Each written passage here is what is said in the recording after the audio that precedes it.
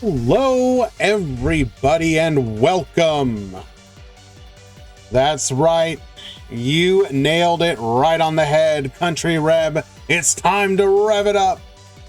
This is the Duel Links Grand Prix Turbo Duels #1 because going fast heckin' makes me feel alive. Let's go!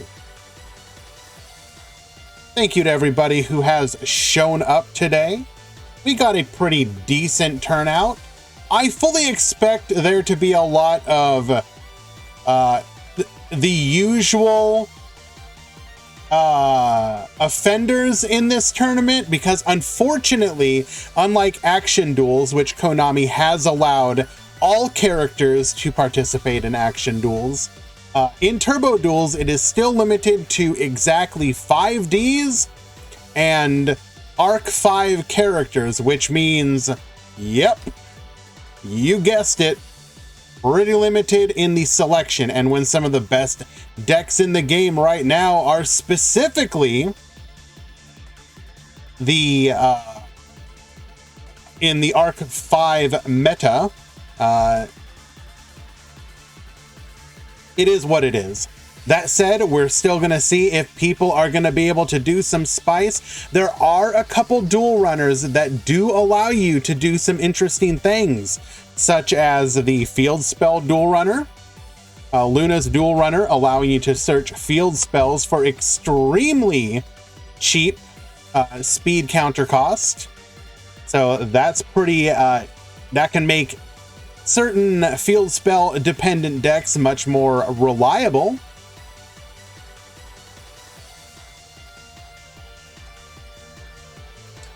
Aside from that, though, the idea behind the Sunday tournaments that we have been doing that are not the usual, your Legacy Duel, your Turbo Duel, your Anti-Meta, is to just do something that is not the usual. Have a little bit of variety.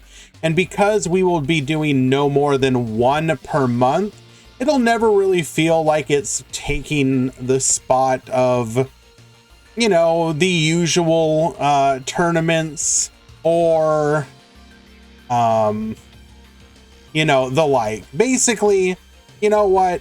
Even if it ends up being either broken to all heck or a total snooze fest, you know, it is what it is.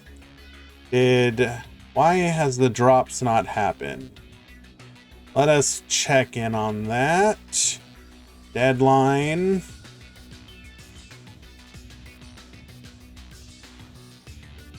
Okay. The deadline is correct. Check again, see if it dropped.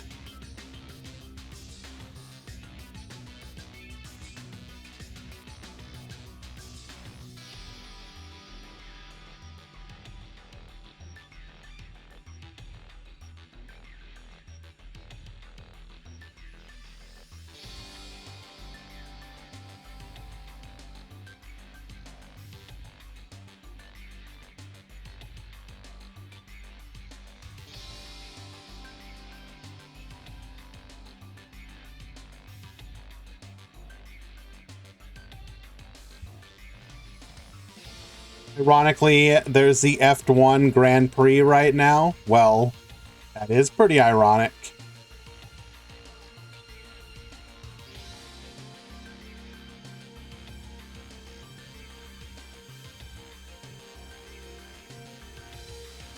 Alrighty, looks like all the no decks have been dropped from the tournament. We're going to go ahead and click the button.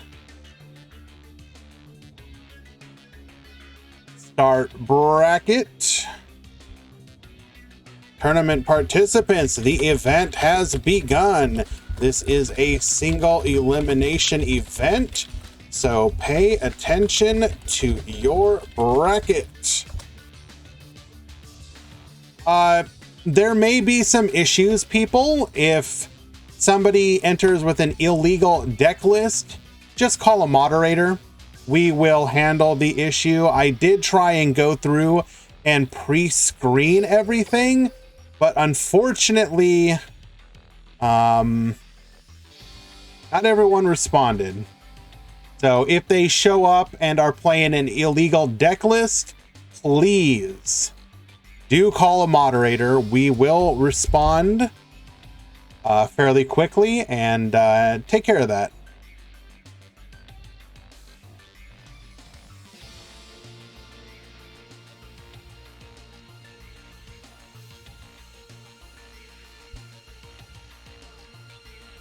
All right, what do we got here today? We got 2, 4, 6, 8, 10, 12, 14, 16, 18, 20, 22, 24, 26, 28, 30, 32, 34, 36. Looks like 38 people today. Very nice. About what I expected. Would you like to be in a mirror? Let's go ahead and let the Discord know. Stream alerts. The tournament Turbo Duels is live.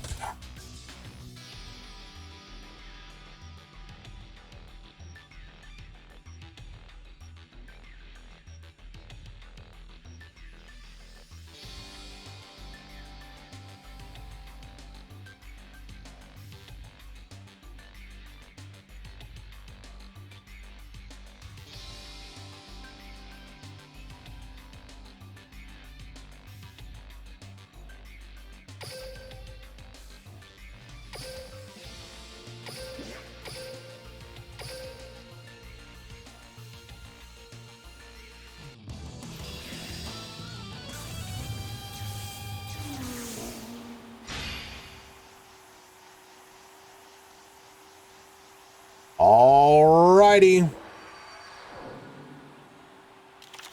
Ready, set, duel! Starting off, we have Valk at the top and Duel Links Potato at the bottom. We're going to begin with a normal summon of Rael, Starry Night, Balefire, and set 1. Our opponent at the bottom is going to go ahead and begin by activating their skill, sending Rox Rose to the graveyard, going for a White Rose. Both of the duelists are on the Yusei cycle. This is the most generic cycle that you can use, giving benefits such as generic attack increases, being able to play a level 4 lower monster from your hand, being able to draw 2, send 1 to the graveyard, or adding a tuner monster to your deck. In the case of the Rose Dragon deck, pretty much all of those are actually fairly useful.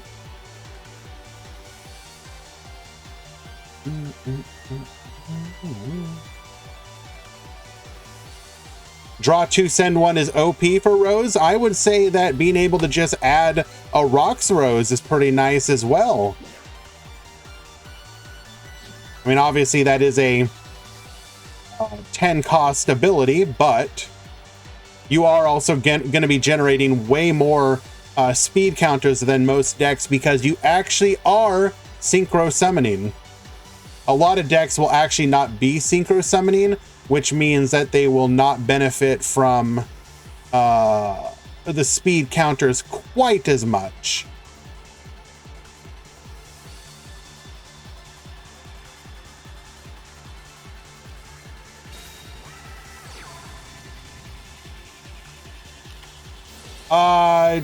In that, Ryax, Girin, I do recommend trying to join sooner than you did. You were right there at the last second, unfortunately.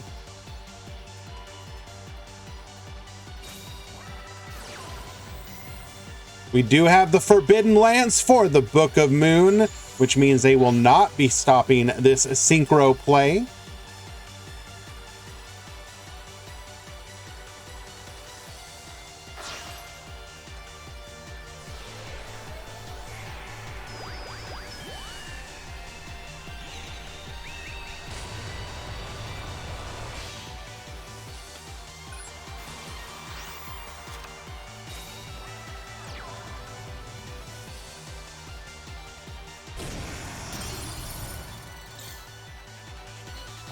right, by going into the Odd Eyes Meteor Burst Dragon, we do turn off the ability to use our Flamel effect.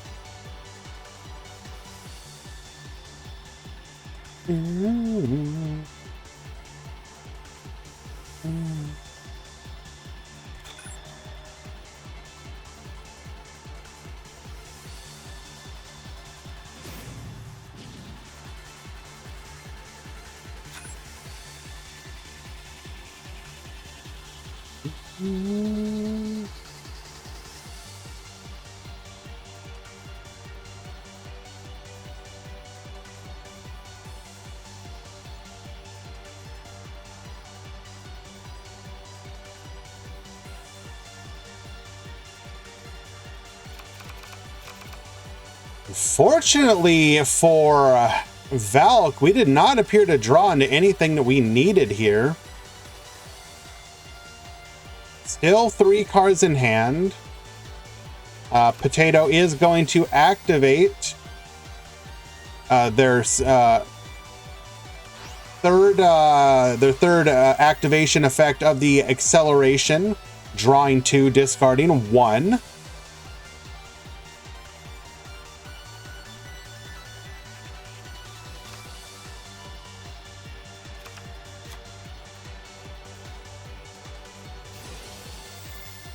The effect of the Rocks-Rose Dragon searching is going to proc our Ceremony. Ceremony is going to allow us to summon a Starry Night Starry Dragon. By doing so, we will be able to destroy 1 card on the field, electing to go for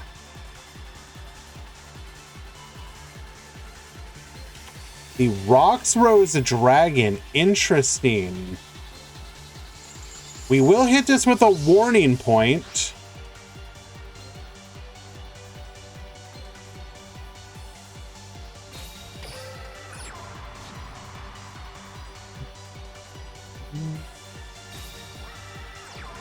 While it would not have mattered in the long run, kind of interesting that we did not attempt to go for the Odd Eyes Meteor Burst Dragon here.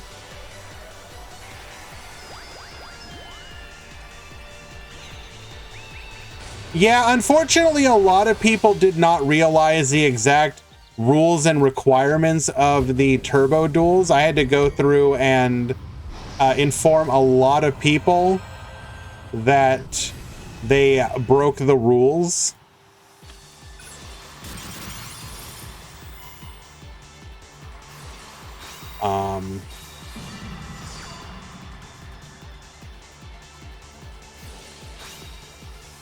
Flamel able to activate now because the Odd Eyes Meteor Burst Dragon is no longer on the field.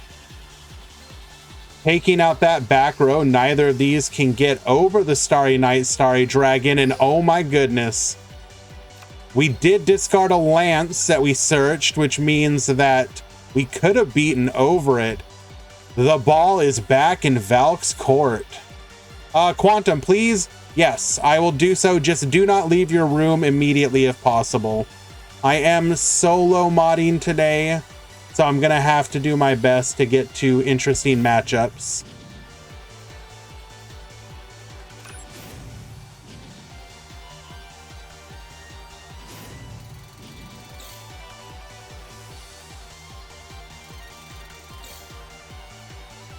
We go for the draw 2, send 1. Oh, wait, does Fairy Smile work off of that? Wait, it's during the draw phase? Wait. Hold up. It says... Fairy Smile says it's in the draw phase, but it literally just procs of drawing the fairy. What is the usage of this count as far as the game's concerned like you're in the draw phase? Well, regardless, we are going to gain 2,000 life points off of that activation.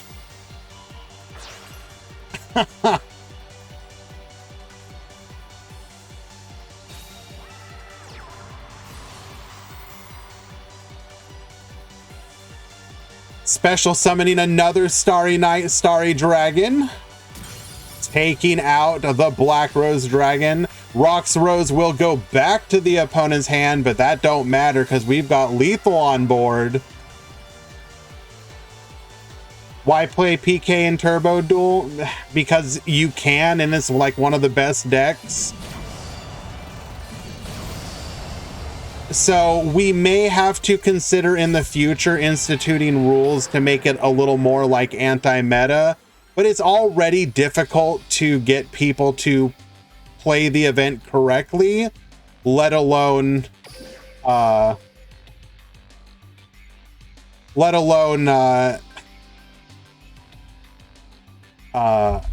start adding extra rules on top of it.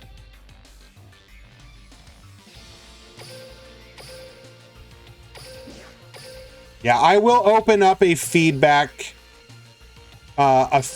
channel, rookies.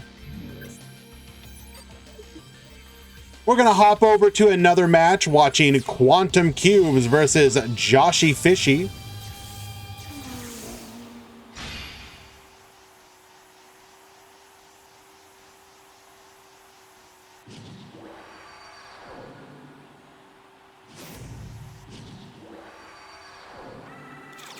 Ready, set, duel!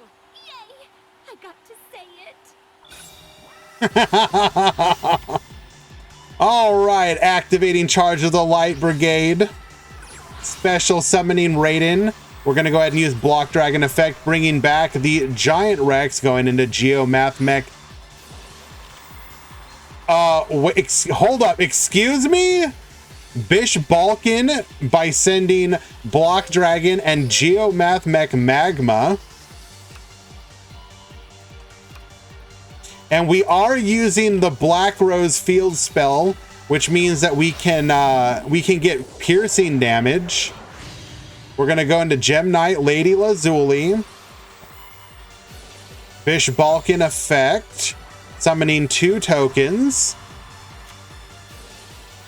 Lapis burning for 3,000.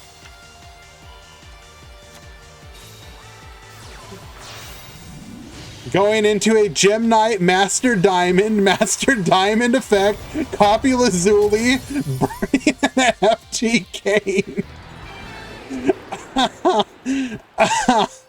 Oh. Oh, that is hilarious. No skill needed.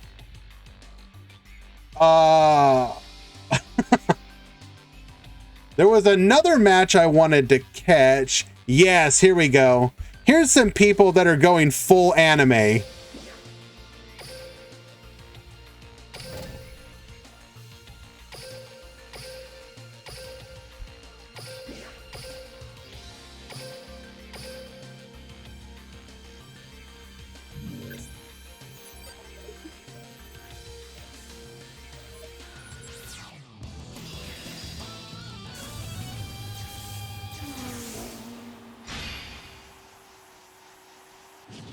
Alrighty, Cole versus Oi. Or Owie. Ready, set, duel! Territory of Malice. We're going to send a card back to the deck, getting a copy of Malefic Territory, activating it to get Malefic World. We're going to send Stardust, going for a Malefic Stardust, sending 1 back row. We'll activate Pendulum Call, sending Tuning Magician to the graveyard for Dragon Pit and Dragon Pulse Magician. Spellbook of Secrets, searching for a Blue Boy. Blue Boy searching for a copy of Spellbook of Knowledge. Activating Knowledge. We're going to go ahead and draw 2. Scaling 1 and scaling 2. We're going to go ahead and pop that back row. It was a Compulse. Pending for 1, 2, and 3. That's going to be Double Donkey and Time Breaker Magician.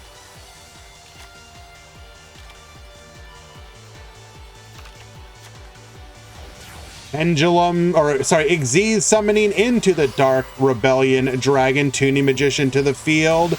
We're going to go ahead and modulate our level. Going for a level 7. It is a Yazi. We're going to attack in, and lethal. Yuya showing his mastery of all the different summoning methods. Did Valk win? Game number 1. We're kind of hopping around though.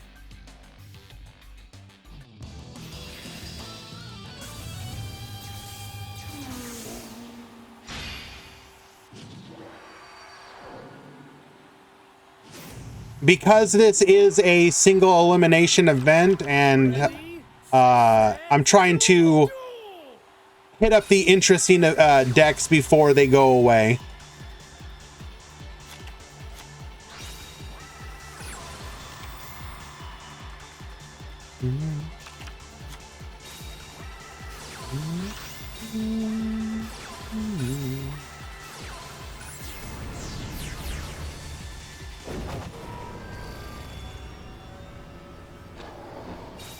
Come forth, Odd Eyes, Time Breaker. We're going to add a copy of Tuning Magician to hand.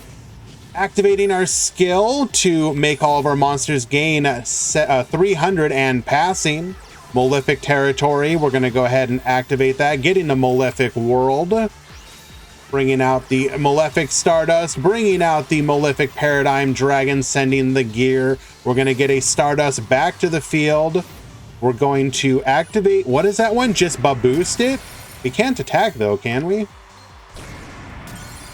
Yeah, this Stardust can't attack, unfortunately. We do have protection though from destruction. Tuning Magician, we're going to go ahead and get another plus 300. Kind of a waste of the skill if you ask me. Pendulum Summoning. Going for a Pend of the Time Breaker Magician. Ignister Prominence to the field. Enemy controller to get Yoinkin. We're going to go ahead and banish our Malefic Paradigm Dragon with the Time Breaker Magician. And then the Ignister Prominence will return. At the start of our turn, however, we will activate the Malefic World effect, adding one of the 3 selected cards, which is Malefic Cyber End Dragon, attacking in, and big Unga Bunga takes out Cole in game number 2.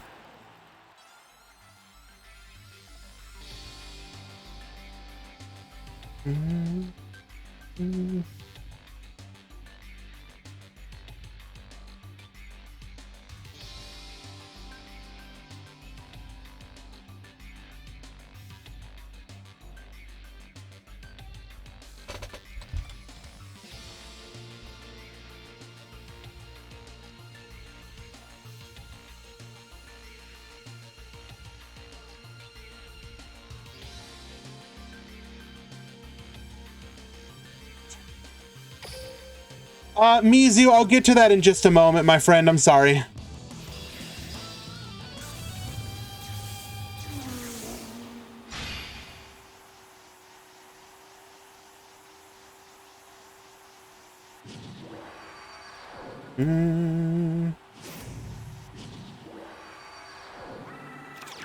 Ready, set, duel!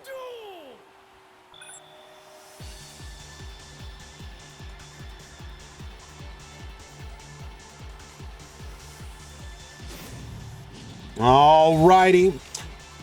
In the pivotal game number 3, we're going to go ahead and start off the Malefic player going first, activating skill, getting Malefic Territory, activating it for Malefic World. We do have the Malefic Paradox gear, so we're going to be able to go for the parallel gear, also adding a copy of Malefic Red Eyes Black Dragon to hand. This will allow us to do a level 9 synchro play if we so wish. And it looks like we're going to do so, going into the Ravenous Croco Dragon. Get drawn. Malefic Selector is going to allow us to plus. We can add any Malefic cards from our deck to our hand besides Parallel Gear and Malefic Red Eyes Black Dragon. Doesn't really matter because we are probably not playing more than one copy of each of those.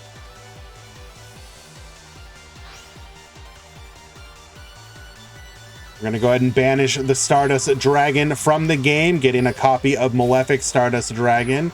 We will then also bring out the Malefic Paradigm Dragon. Malefic Paradigm Dragon is going to be able to dump a copy of Paradox Gear to the graveyard to go ahead and bring back the Stardust Dragon. We've got 11 points here.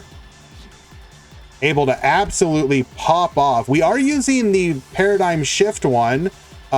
We can regenerate our banished cards. We can make our boss monsters even bigger. We can get piercing damage, or we can yoink dragon type synchro monsters.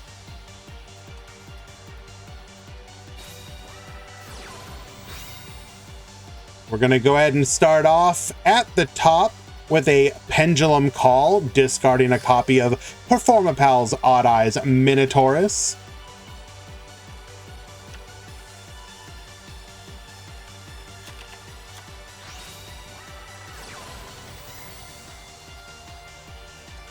Activating Sky Iris. Sky Iris is going to make it so that your Magician, Performapal, and Odd Eyes cards in Pendulum Zones are protected. Technically, we already are from the Pendulum Call for this turn, but this will ensure double protection. In addition, you can, once per turn, target a card you control, destroy it, and if you do, add a copy of an Odd Eyes card from your deck to your hand. Pivotally, you cannot target you cannot do this by destroying one of your scales, as they are currently protected. Time Breaker Magician to the field as our normal summon. We are going to activate the Malefic Claw Stream, popping it and ensuring that we cannot activate our skill or do the banishing effect here. Cole's probably in, well, actually we can just pend back, but we are looking pretty spent for resources here.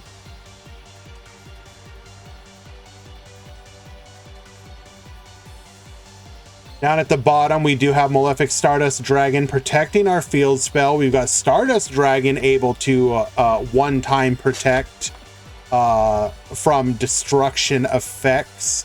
And then besides that, we got the big Chungus, who will be able to do piercing lethal on next turn if we don't take care of it. One unknown back row on the field as well. We will go ahead and pend for 2. That's going to be a Time Breaker Magician, the one that was just destroyed, and an Odd Eyes Pendulum Dragon. Our skill is now live. We will, however, activate Enemy Controller. We're going to go ahead and yoink the Time Breaker Magician, leaving our opponent with a singular copy of Odd Eyes Dragon on the field. That's going to be lethal on the following turn. I can't see anything we can do here.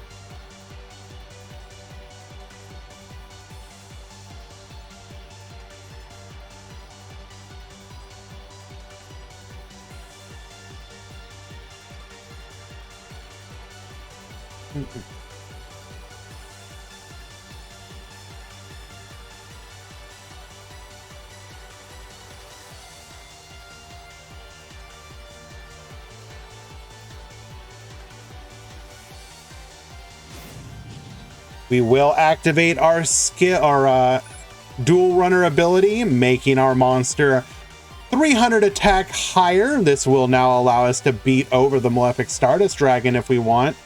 Over Time Breaker Magician is 2,800 damage, not quite lethal. Hello there, GN Stranger. Alrighty, returning to Owie.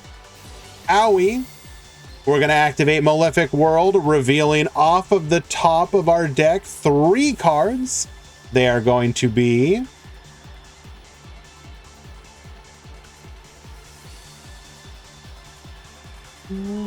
Malefic Selector, Malefic Stardust Dragon, and Malefic Cyber End Dragon. One of those being added to our hand. It is the Malefic Selector. Absolutely worst card you could have given to him, Cole. What were you thinking? We're going to banish 2, one of which is the Selector, one is a Claw Stream. Interesting we went for Claw Stream. I mean, we obviously have lethal here, but you would think that you would want to just go ahead and get that, but instead we're just gonna get all the big boy Chunguses to the field. Come forth, Malefic Cyber End. Come forth, Malefic Stardust Dragon. Start using those skills, those dual runner abilities. Stardust Dragon gaining 800 attack.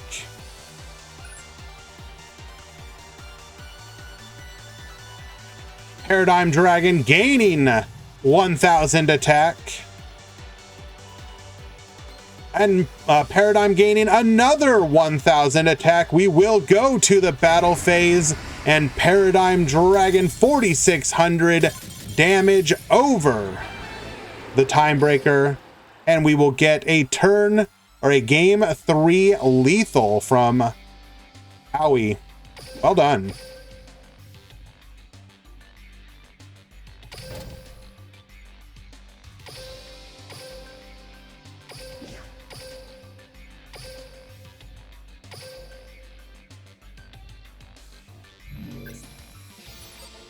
Do I play Master Duel? On occasion, yes.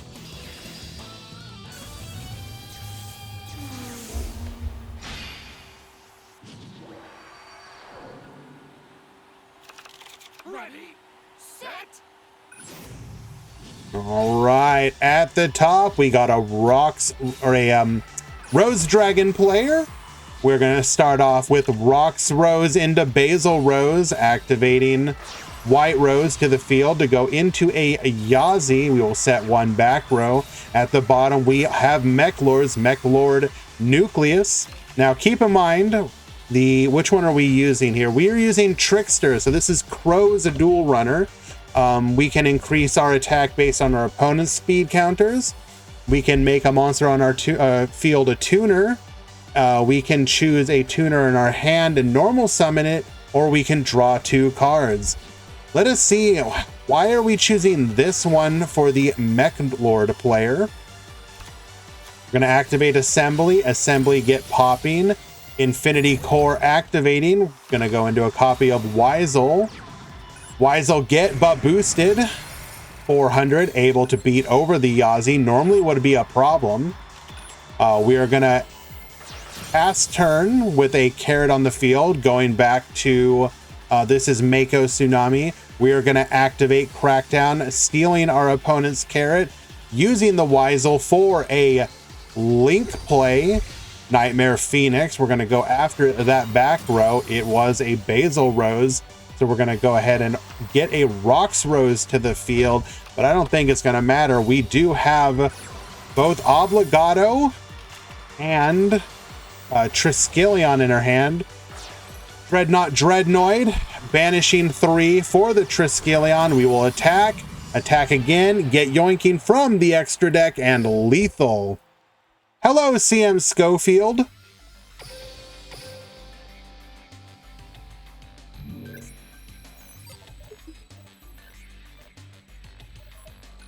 Coco and Mako Tsunami, you need to check in.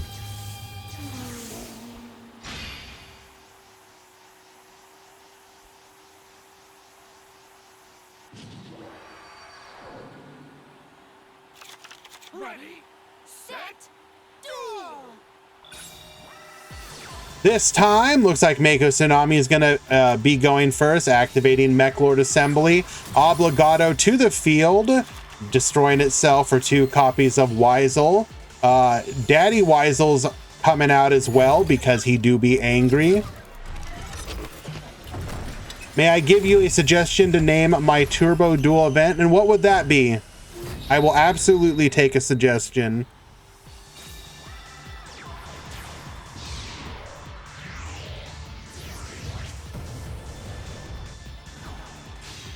Thank you, Master G. I will try and watch it if I have an opportunity to.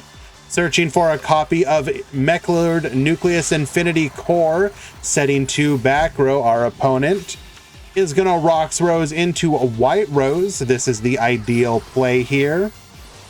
Go Mimir Turbo.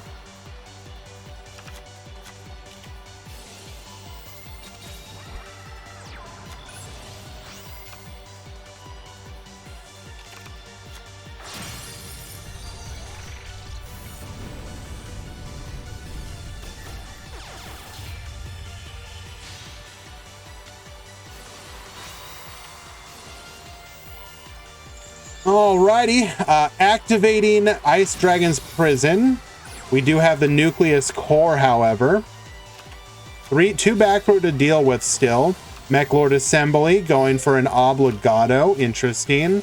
We'll discard the Obligado. Lance to protect the core.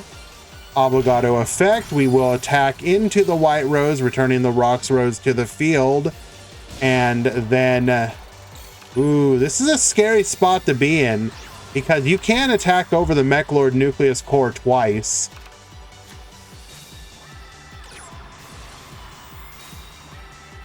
Country Reb and Bishop, you will want to check in.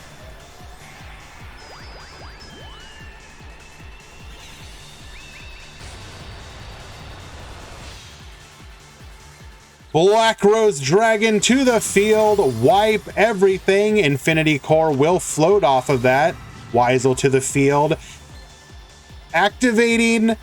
wait, we are on Officer... I didn't even notice this. We are on Trudge's Duel Runner. We activate the remove 8 speed counters. Neither player can banish cards in the graveyard nor special summon, so Triskelion can't come out now. Activating Trickster to draw 2, just getting in for 2,500. Our opponent will summon Carrot, Sector Security to keep the graveyard on lockdown again. We attack in and go back to our opponent. They only have... we're looking at the opponent's back row. Attempting to Carrot, it gets negated. We will set 1 and pass. Finally able to Triskelion, attacking in. Book of Moon, attacking in again. Basil Rose, taking out the Blue Rose Dragon. Both of which will get negated, and the Mech Lord army will win us in game number 3, or 2, rather. Yep, unfortunately, the world has been destroyed. The future, is no more. Unlucky.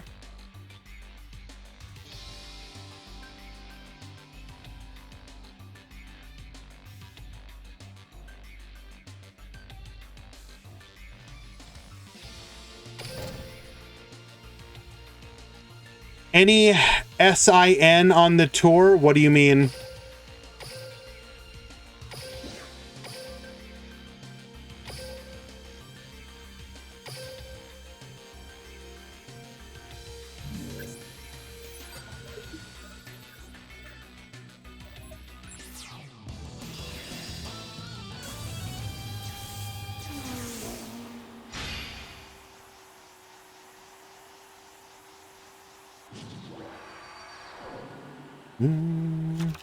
Ready, set, duel! Alrighty. Looking like we got a chroma on Light Sworn Phantom Knights. Interesting combination. We're going to go into our Rebellion here, activating the skill, going into our Phantom Knights rank up magic launch, monster gating. We are going to get milling, getting a bunch of traps into the graveyard. Rank up here as well. We have a breakthrough, 2 wings, a tomb shield, Leviair, bring back the boots, Ragged Gloves dumping a sword, and that, bro?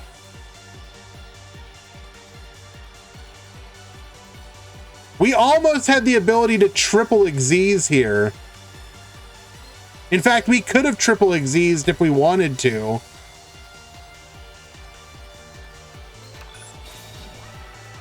Activating Hang On Mock, using our skill to get a copy of FA Off-Road Grand Prix.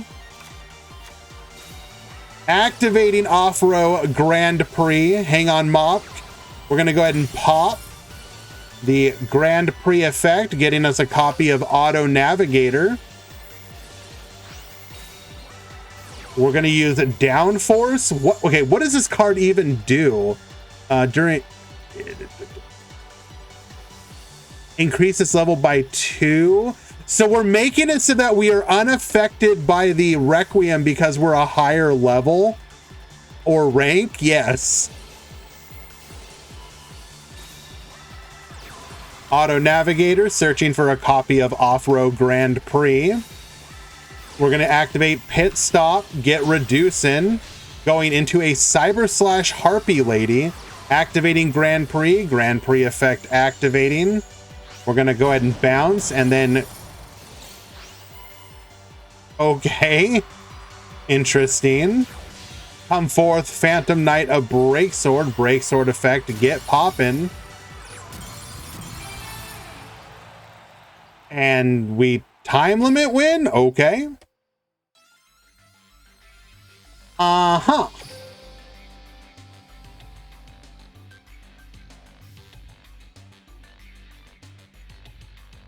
Don't know how to feel about that one.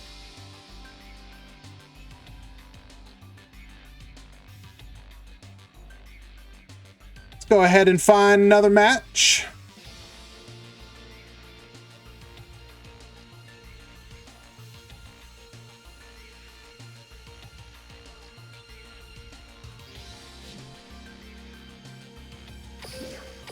I do appreciate the attempt, though.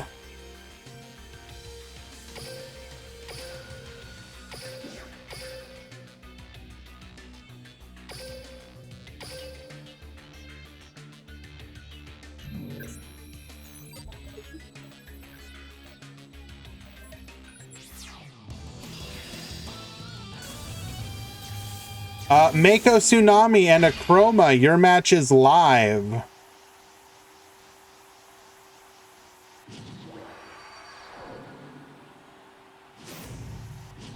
Did you see the Shooting Quasar summon line is in the game now? We're close, baby. You got it. Let's do it. Rescue Rabbit, bringing forth 2 copies of Metal Foes Gold Driver. Rescue Hamster. We're going to go ahead and... Wait, what do we do? Oh, we increased the pendulum scale by 2. Okay. We're going to go into a copy of... What are we even doing here? Rescue Hamster. Rescue Hamster effect, going for 2 copies of Gold Driver. So this just got us Gold Drivers from the field to the extra deck to the hand. A convoluted route, but okay, gets the job done. We're going to go ahead and pend for 1. Activating, popping, getting a copy of Metal Foes Fusion. We will then use our skill, Pendulum Change Basic, getting a copy of Silver to hand. Alcahest coming out. Fusion to draw a card, and we will then pass the turn. Blackwing Simoon, the Poisoned Wind. We're going to go ahead and normal summon, searching for a copy of Zephyros. Zephyros will then summon. Alcahest gonna get yoinkin'.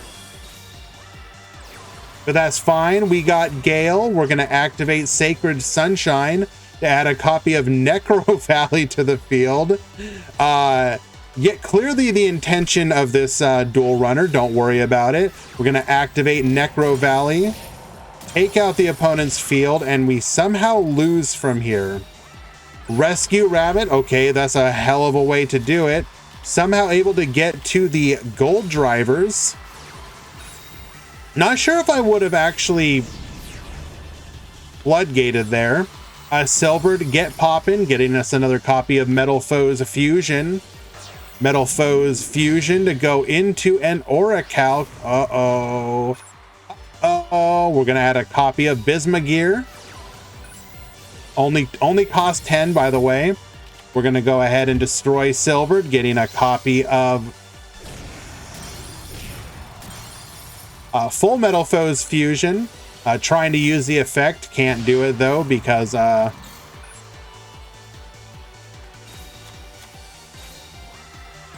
Using the effect of Sacred Sunshine, remove 4, return 1 field spell from your hand to the bottom of the deck. So now, because we don't want the... We obviously need to dig for something here, so we're going for... we have nothing. Okay. Game number 1.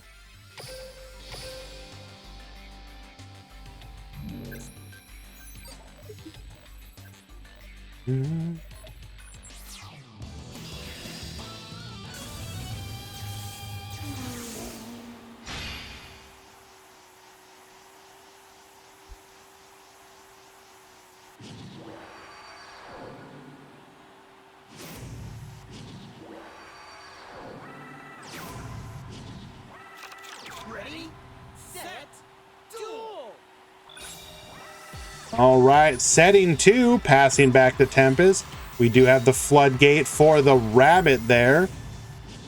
Activating our skill. We're gonna get a Cleafort monolith. Not really much we can do with that besides pop it. Going for a copy of Metal Foes Fusion. Scaling the steel end. We're gonna go ahead and wait. What did we do? So we increased the pendulum scale by 2 just because? Okay. Black Whirlwind into Simoon for double Whirlwind. We're gonna go ahead and get double searching, and it's Blackwing time, baby.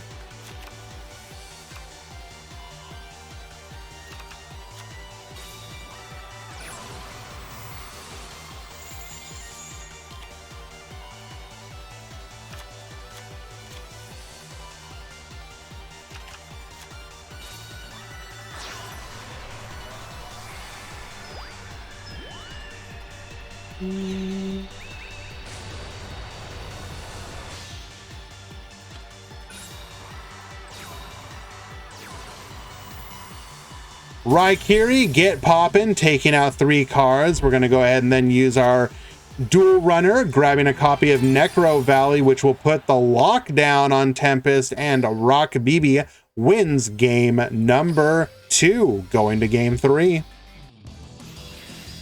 Why don't we play Blackwings? True.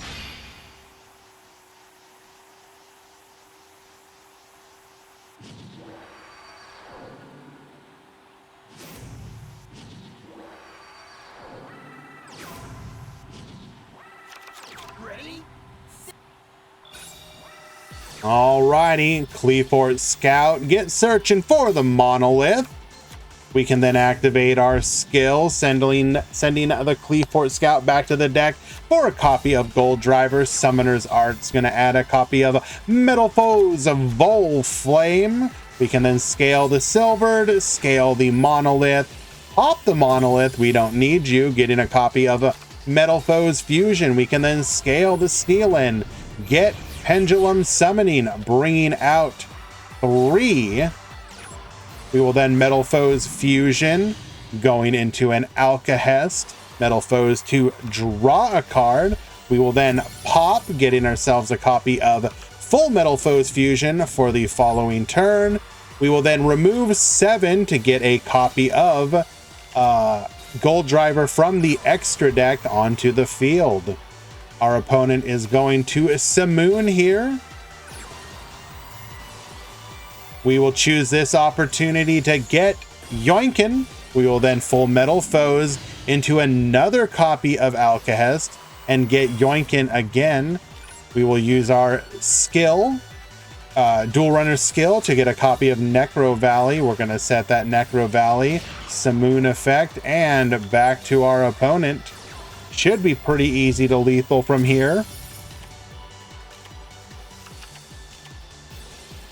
Metal Foes Fusion into Mythrillium, getting in for... Oh, we didn't have lethal. Okay. We get one more chance here, except get Yoinkin. And taking 400 lethal damage, attempting to use Zephyros. Tempest will win game number 3. Opportunity, thank you so much for the follow. Appreciate you.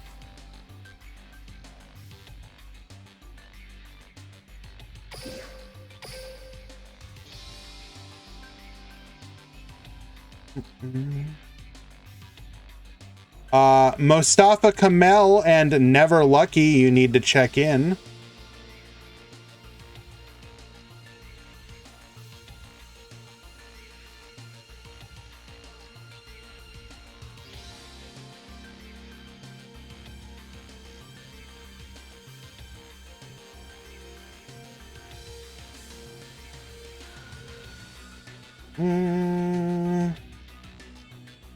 Tempest and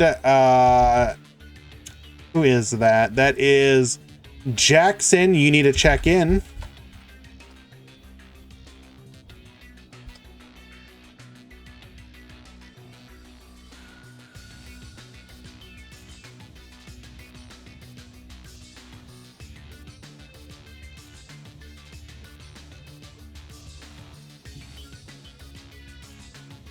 Let's see. Who do we want to watch here? Anything new and spicy we haven't seen yet?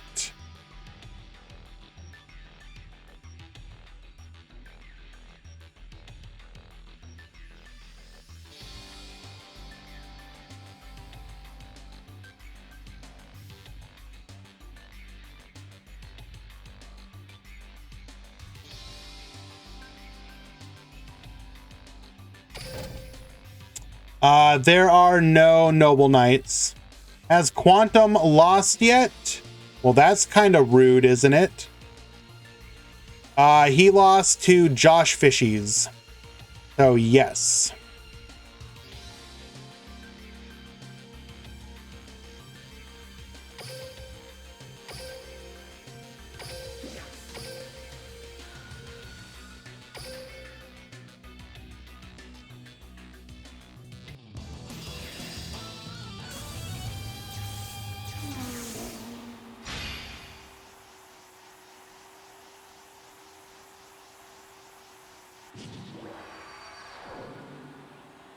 New to Duel Links, I've been rubbing heroes.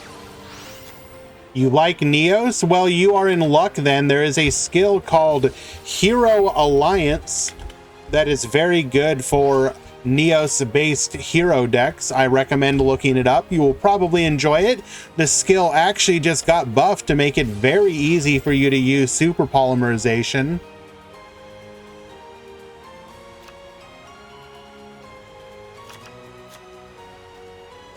All right, we have Mako Tsunami versus Akroma. We know that Mako is on. Ooh, excuse me. He is on the Mech Lords, and at the bottom, Akroma is on a very interesting chargeable or Light Brigade, Light Sworn Phantom Knights. How many cards would you run in the Alliance version? 20 to 24, probably. You cannot use Trinity with it. That is a limitation to the skill. True.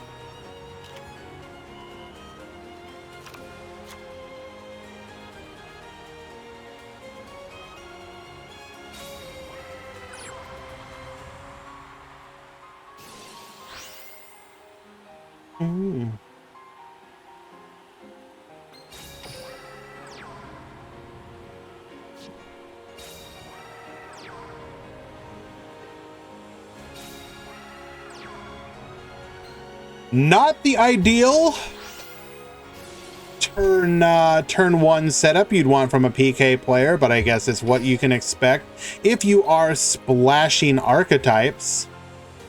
You love Trinity as your favorite hero. Trinity crushing is it does feel pretty good. So there is more traditional hero builds that you can try. But those ones are probably going to be more geared towards using Sunrise as your main play, and then Trinity as a backup.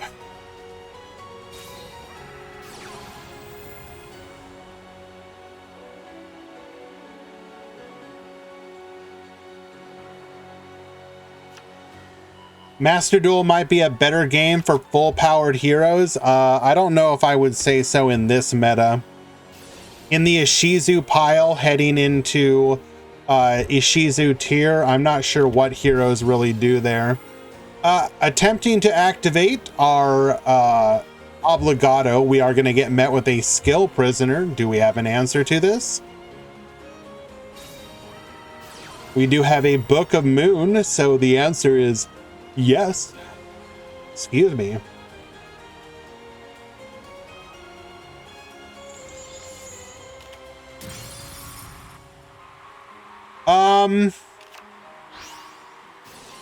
I would, so I can see an argument, but Heroes and Master Duels are kind of, how to put this? The deck is kind of solved. You really can't,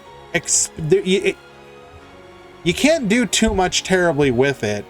Like, you play it the way that you need to play Heroes. The one thing, I mean, I don't want to make this like a competition between the two. At least in Duel Links, there's a bunch of different ways that you can play Heroes, and they're all viable. Heroes has a bunch of routes. I mean, you say that, CM Schofield, but whenever I watch Hero replays, they're kind of all the same thing. But I don't know. That's just my take on it.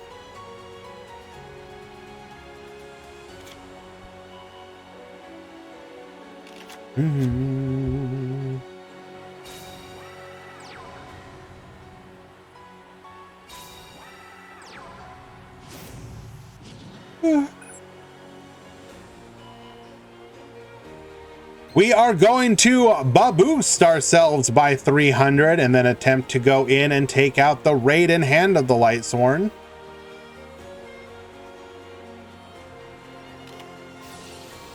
Wings will keep us alive, but will not boost enough to get lethal. Or rather, destroy the Gear Gigan X in response.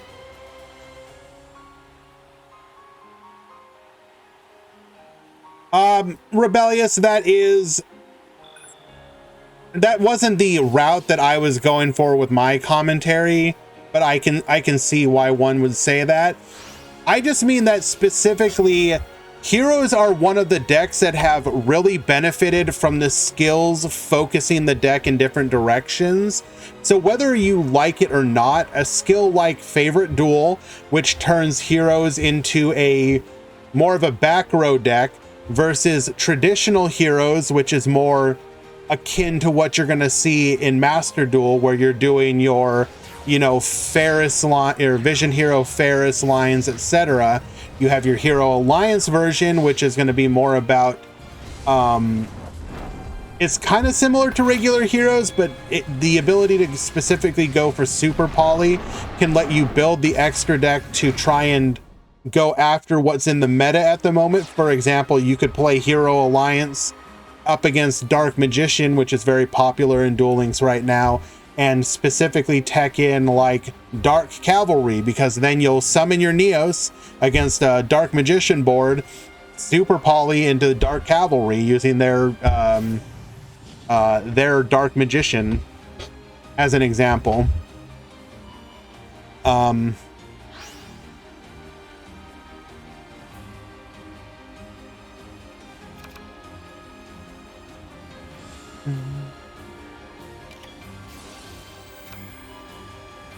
Activating Galaxy Cyclone. We just got everything here, don't we?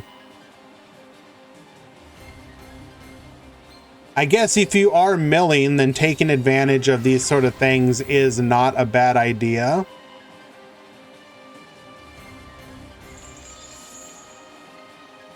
Attempting to Book of Moon. We're going to chain the rank up in response.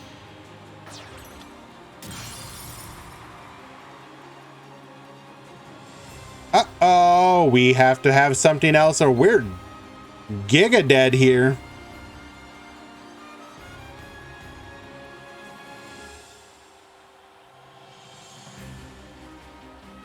trying out Hero Alliance a few days ago, and the buff really does help. I imagine it does, because instead of, you know, it's just basically a +1.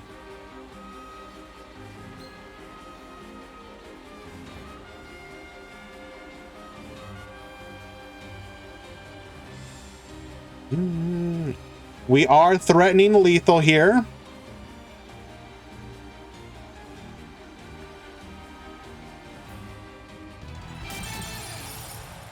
And we'll get the scoop.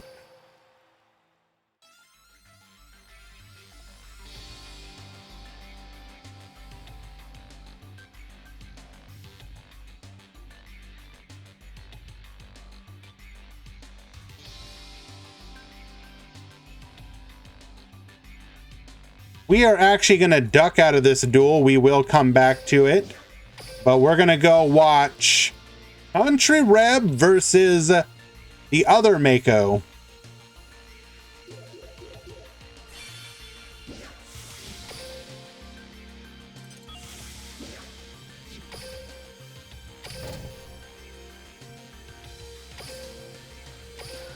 That's who we were just watching. This is other Mako. SS Mako. Also known as Aoi or Oi.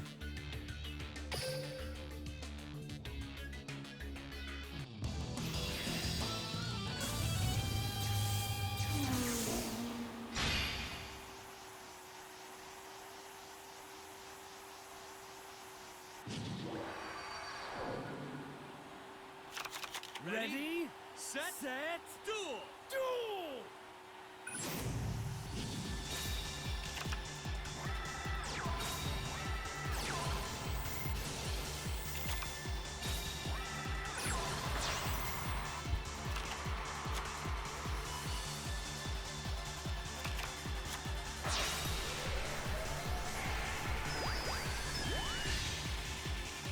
Alrighty, going for the Croco play.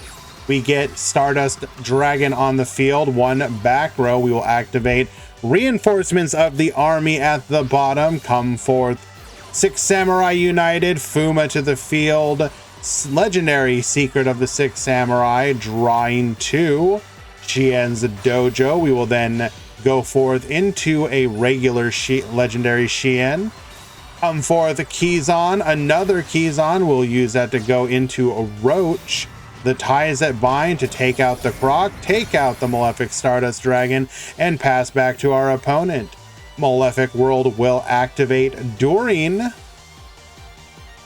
the draw phase.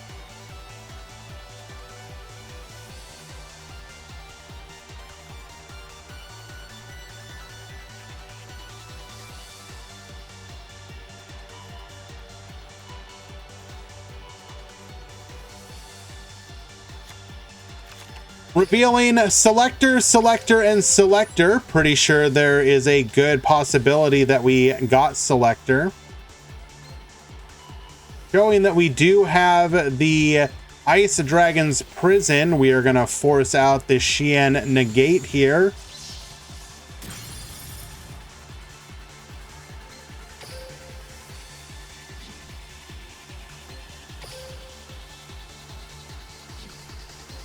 Roach gonna be a problem though. Activating Malefic Selector.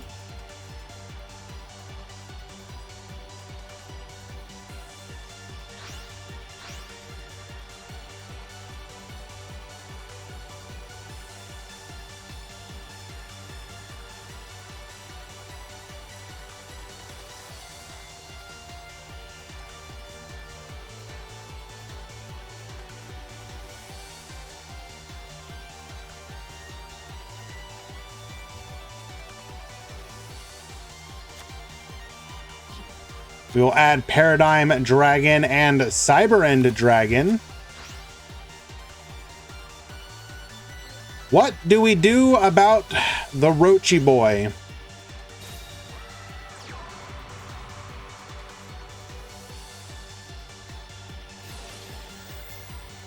Cyber End to the field. Roach says negate.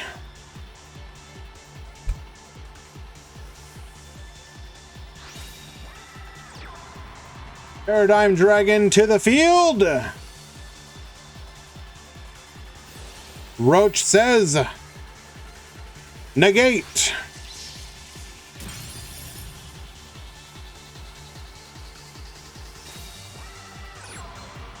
Malefic Paradox Gear.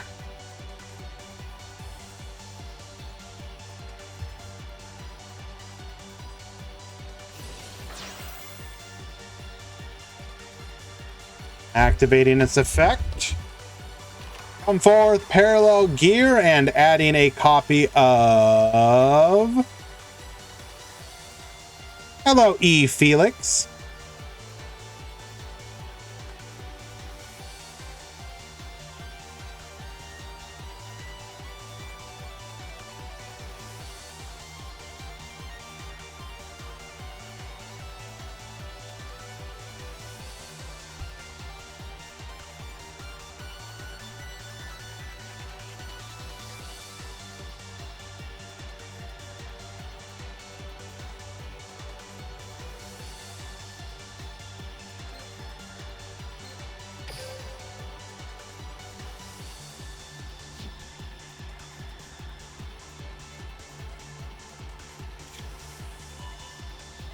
Finally going for a Paradigm Dragon.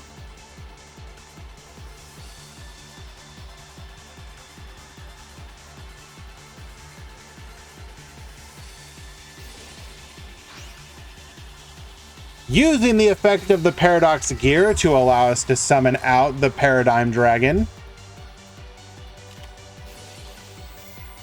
which will immediately be hit by an Ice Dragon's Prison. Unlucky. Should we have activated our skill first?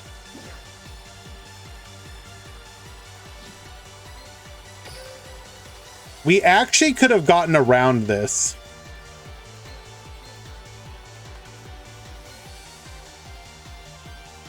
That's the thing.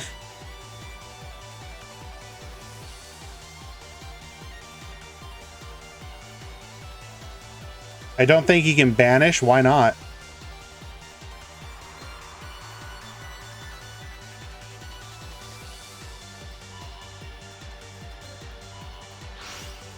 Wait, what's protecting here?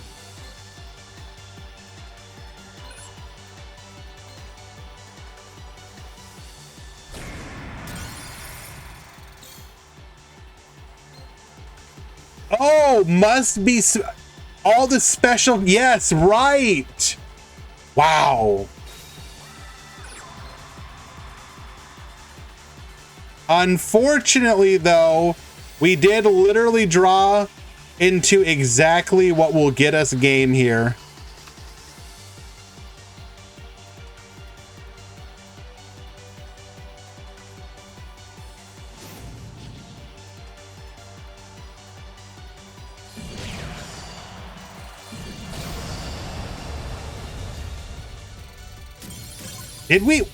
Did we actually miss lethal there?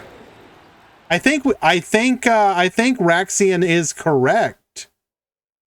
Yeah, we could have used the paradigm shift multiple times.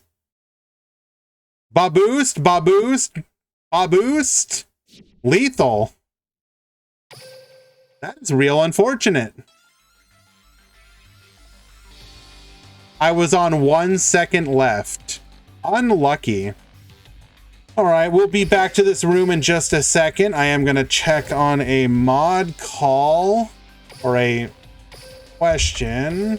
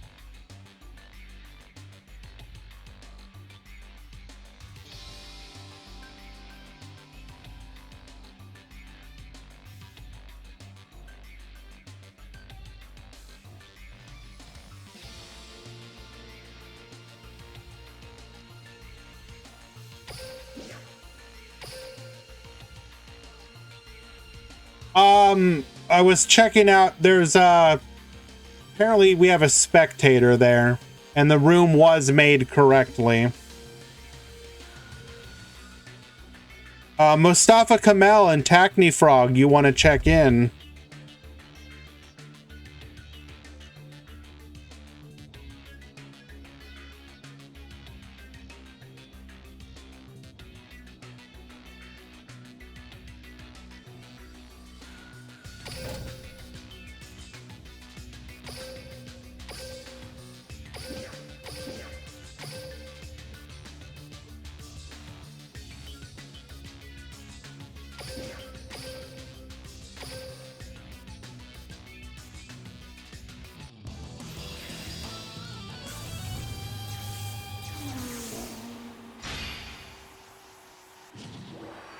Hey, no, this isn't the one I wanted to watch.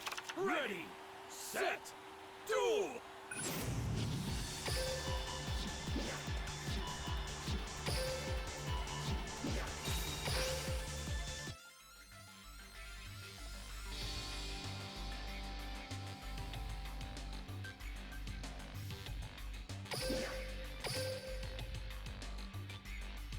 CM Schofield, that kind of thing is gonna happen regardless. It's not a big deal.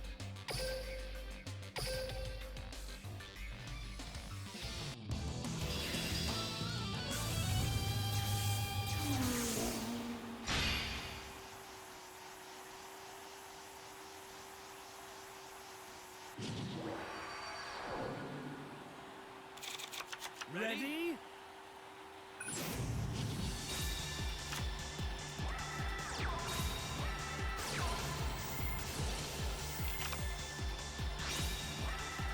All right. Aoi's going to be able to make their plays first, setting up a bunch of big chunguses. However, Country Reb will have no... Oh my god. We have the perfect setup. Bro, chill.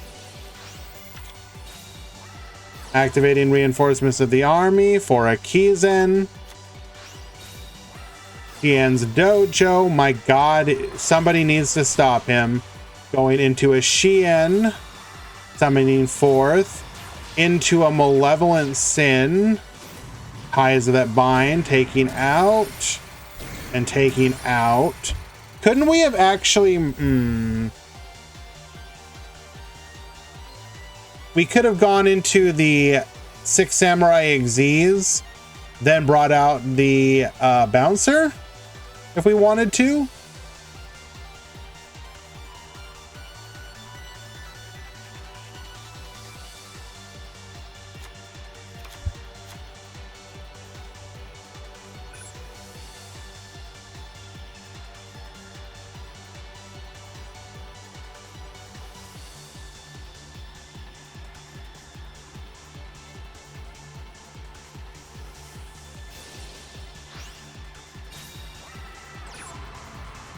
Come forth, Malefic Stardust Dragon! You're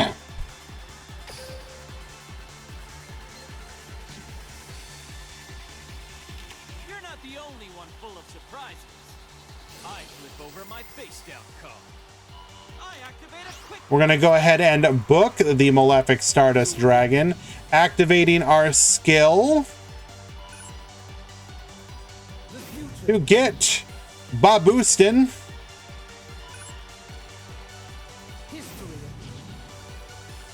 Oh my goodness.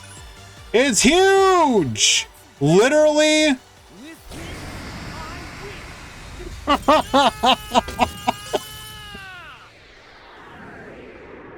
7,000 attack. Lethal.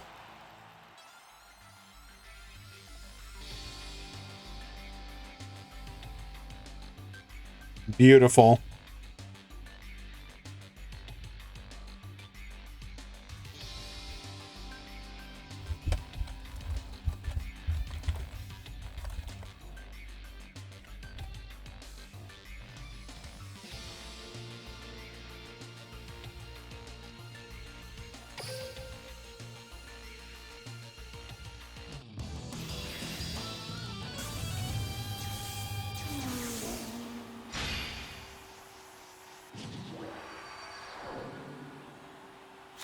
Is that Yuto? What do you mean? Who are you talking about, Safedine? Let them down.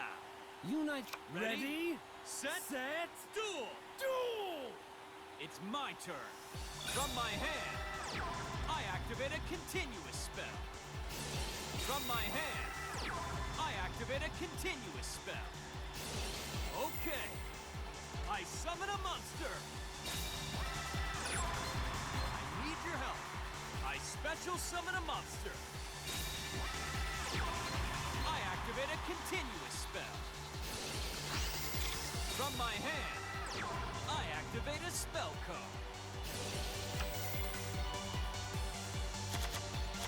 I know what to do. I synchro summon a monster. Okay. I know what to do. I special. So we are going to be able to get into... Oh, wow. This is brutal. No coaching, but we're really going to be able to disrupt our opponent's plays here. I know what to do. Going into a Steel Swarm Roach. I activate a And then on top of that, Tien's Dojo for an Anishi. Spell Trap negate. Bounce. Negate 2 special summons of our big Chungus monsters. It's my turn. I draw.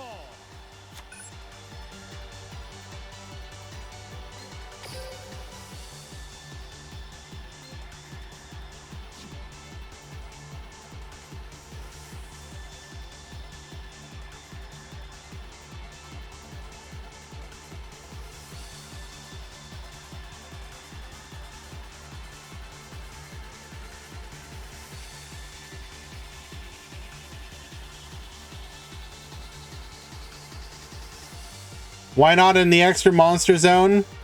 Good question. Double Dark Hole? I doubt it. Unfortunately, I'm not sure if there's anything Aoi can do here. I will be surprised.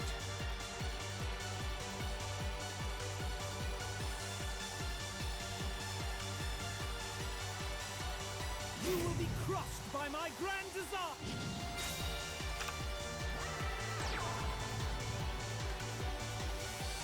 Activating our skill here.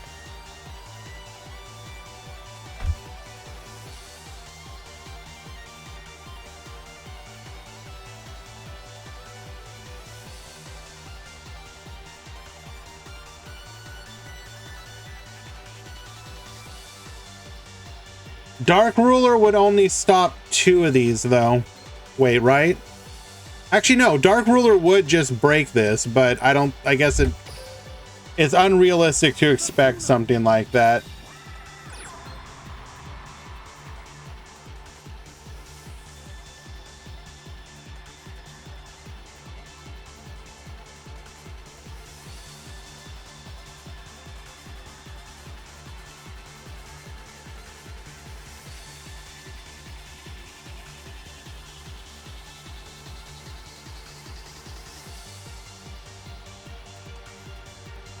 So this will allow us to make a synchro play, but a synchro play would just get negated. So it's just going to be like another way to force out the roach.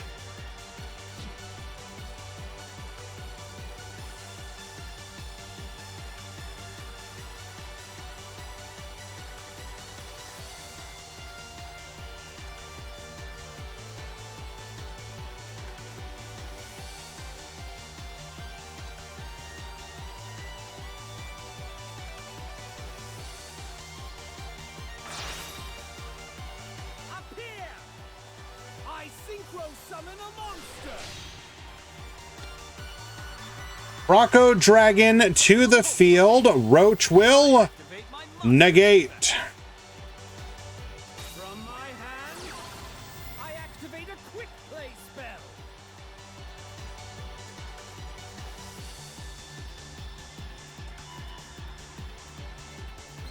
I think he's trying to econ take, and that does not work because our monster is not on the field yet.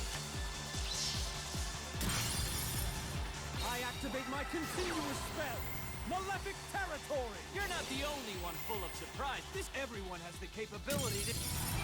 And unfortunately, unfortunately for Mako, that is, Country Reb just able to create the uncrackable board for what he had available.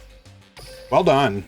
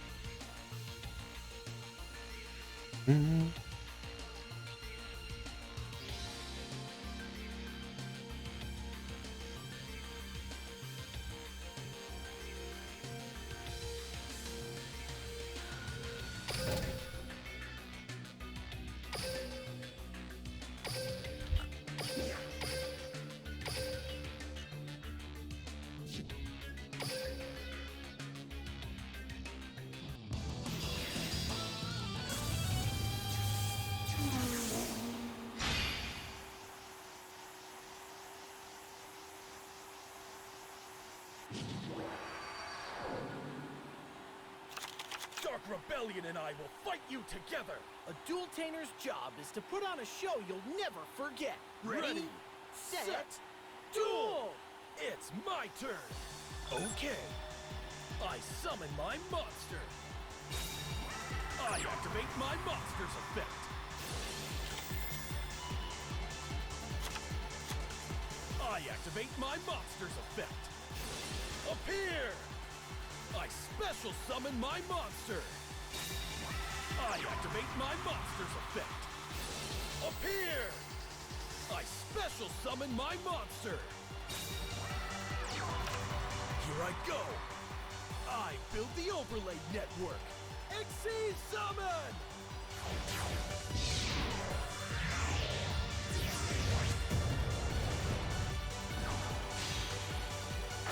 I activate my monster's effect. Here I go. I build the overlay network. Exceed summon!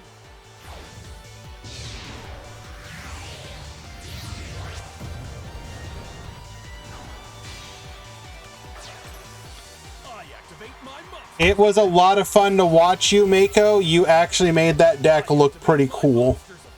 I mean, I already enjoyed the deck, but that skill, the Duel Runner actually making lethal way easier to get is really nice.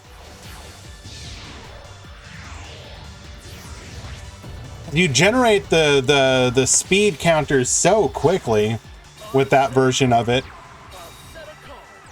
That brings my turn to an end. Here I go. It's my turn. I draw. Ladies and gentlemen.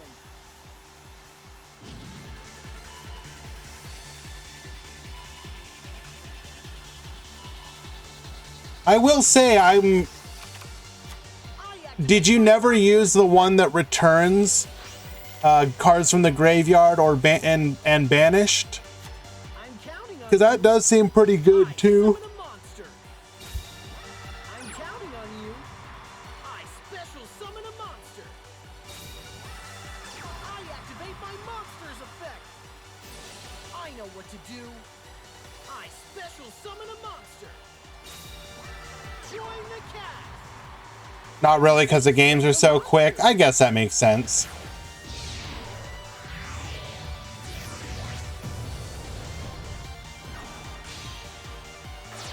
I activate my monster's effect. I know what to do. I special summon a monster. Come on out. I build the overlay network. Exceed summon. I activate my monster's effect. Now's my chance. I activate my monster. Alrighty. Up in that back row, it is an MST. You didn't see this coming. I activate my monster's effect. The 10 counter one is cool, but by the time you have... So the one thing I did notice, I mean, obviously, I don't think necessarily you did it very often, but in some situations, I saw like the normal Stardust Dragon being summoned to the main monster zone, when even though it's being special summoned, it can go to the extra monster zone. I special summon my monster. Draft Fusion says, if I joined one of these, I feel that my decks would not be good enough. Well, my friend, if you ever want help with building decks, you can stop by the Duel Links channel in our Discord. And if nobody else is available, I will go out of my way to try and help you build a deck that can compete. Now, obviously, in Turbo Duels, I don't know what your card pool is available to you. But for example, if you had gotten the new Dark Magician cards in a normal tournament, it's actually pretty easy to build a Dark Magician deck. Also, you do seem to be a fan of the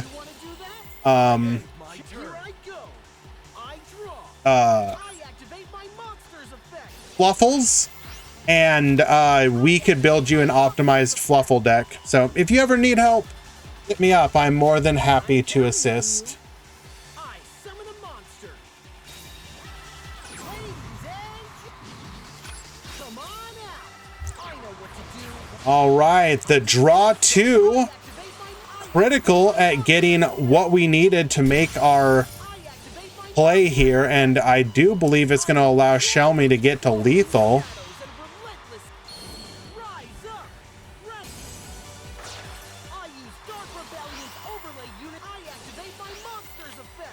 And unfortunately, Yusef is not going to have anything that can interfere with this lethal play.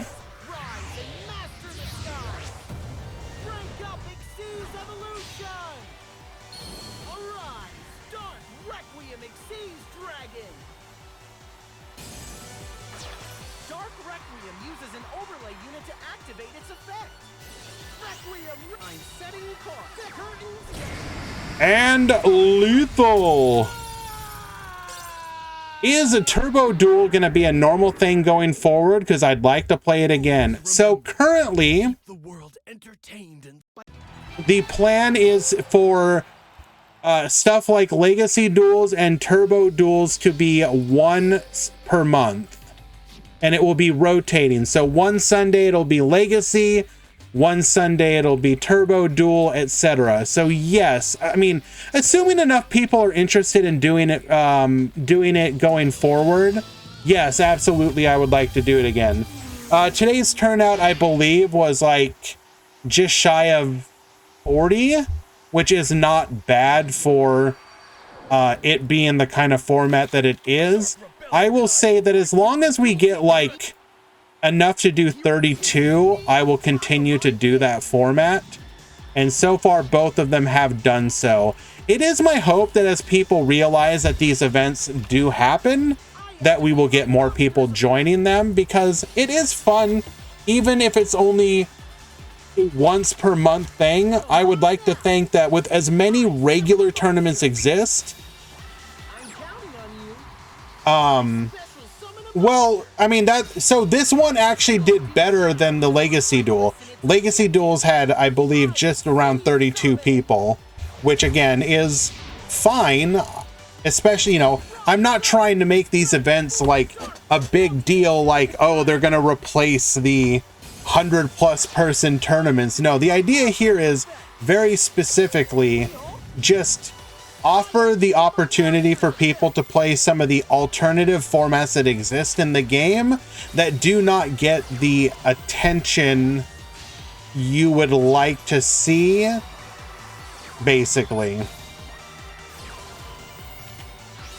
Or at least that I would like to see personally. I like that they exist.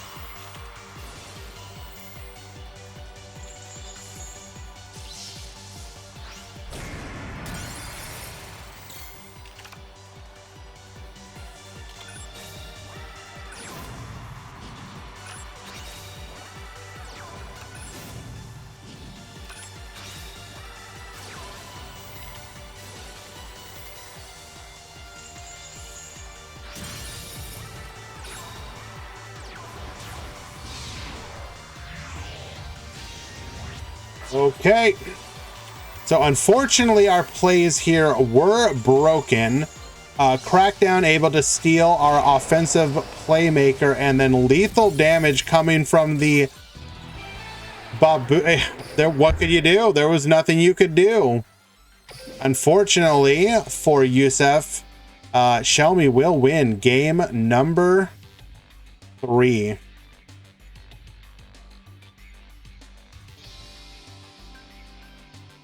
Let's see.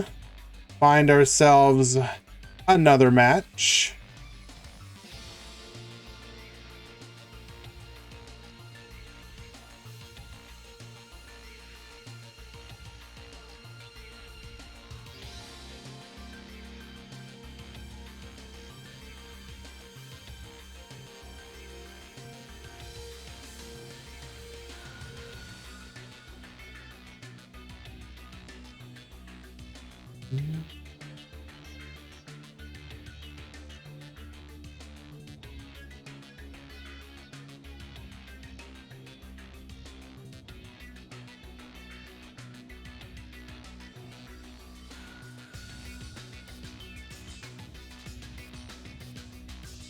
All right. Moving into the top 8, the remaining duelists are 6 Samurai, Phantom Knights, Infernoid Phantom Knights, Rose Dragon Odd Eyes, Mech Lord, and PK Fire.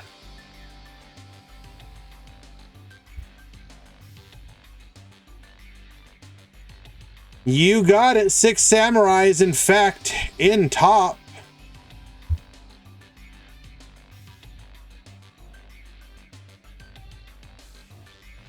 So while there are some of the usual suspect decks, the fact that there is a bit of variety here is kind of nice. I do appreciate that. Yeah, only two Phantom Knights, an Infernoid, and then like everything else is what you would consider rogue. Well, I guess PK Fire is technically a PK. I could have stopped the 6 Scams Sag. I mean, is that something to be Sag over? Mako Tsunami and Tacny Frog, you need to check in.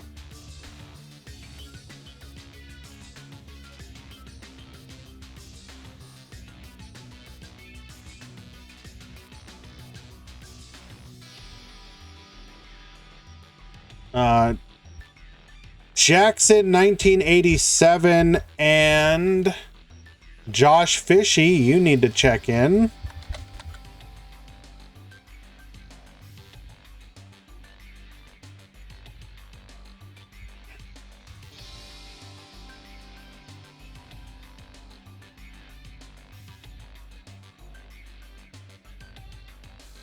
Oka or Fleck, Araflex and Shelmy, you need to check in. You cannot stop this 6 Samuels. By God, we try.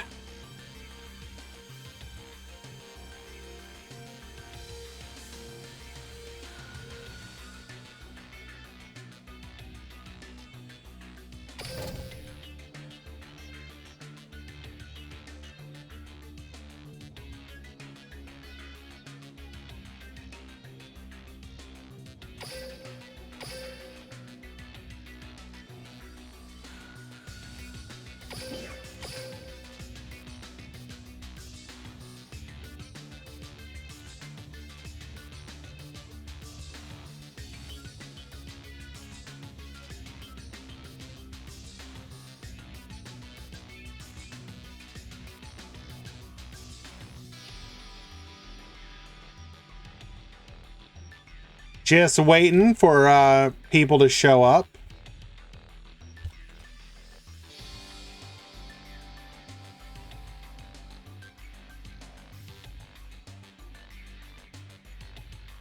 Rush Duel World incoming is really legit in Duel Links. What do you think about it?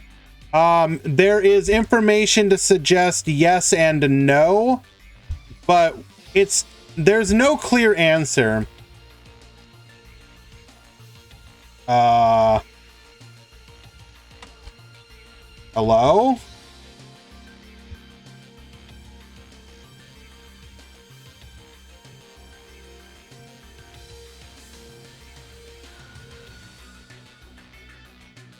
Okay. Random. I hope nobody clicked on those sussy links. So they added some stuff referencing Rush Duel, then changed it and removed it, then added some other stuff and then changed it. So realistically speaking, like, who knows? Like, we need some more concrete proof. Like, are they just gonna like, I refuse to believe it's gonna be a situation where it's like actual rush duels in, other than maybe a mode in Duel Links. You don't suddenly pivot an entire game to another mode. You would just make like a Rush Duel game. And if I'm not mistaken, didn't they already make a Rush Duel mobile game in Japan? So realistically speaking, wouldn't you just import it?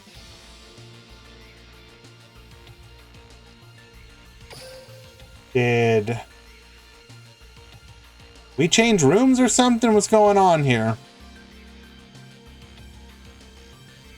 Ah, we made the room incorrectly.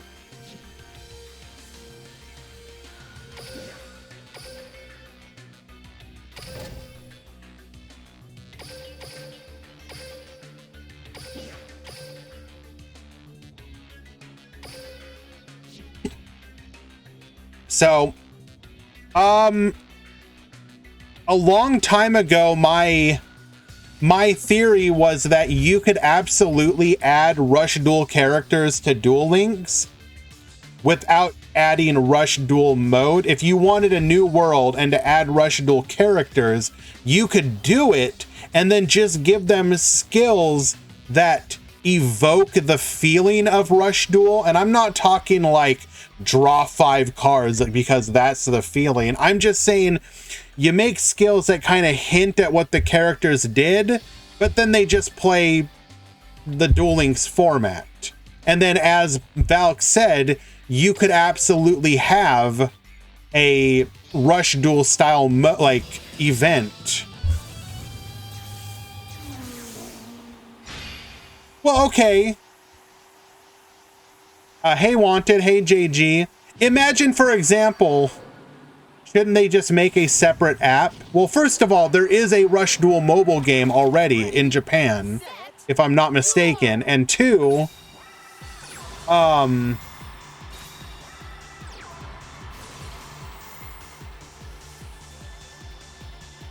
going forward with Duel Links as a product, as a game, you have a couple options when it comes to you continue the game. Because people, for example, say that the game, you know, the game has an end, it has like a life cycle, it has an end point, which is not true. That's like saying that regular Yu-Gi-Oh has an end point, Master Duel has an end point. All these versions of Yu-Gi-Oh can continue forever. They can be forever products. All you have to do is properly support them, properly monetize them, etc. Okay? Does it require you to do certain things? Like, you already saw Duel Links, for example, start to lean into the fact that they... What do you mean, copium? Wanted, can you run out of cards? No, because you make more. It's not hard. Did a TCG reach the end of like, well, can't make any more cards, what are you gonna do? Guess Yu-Gi-Oh's over.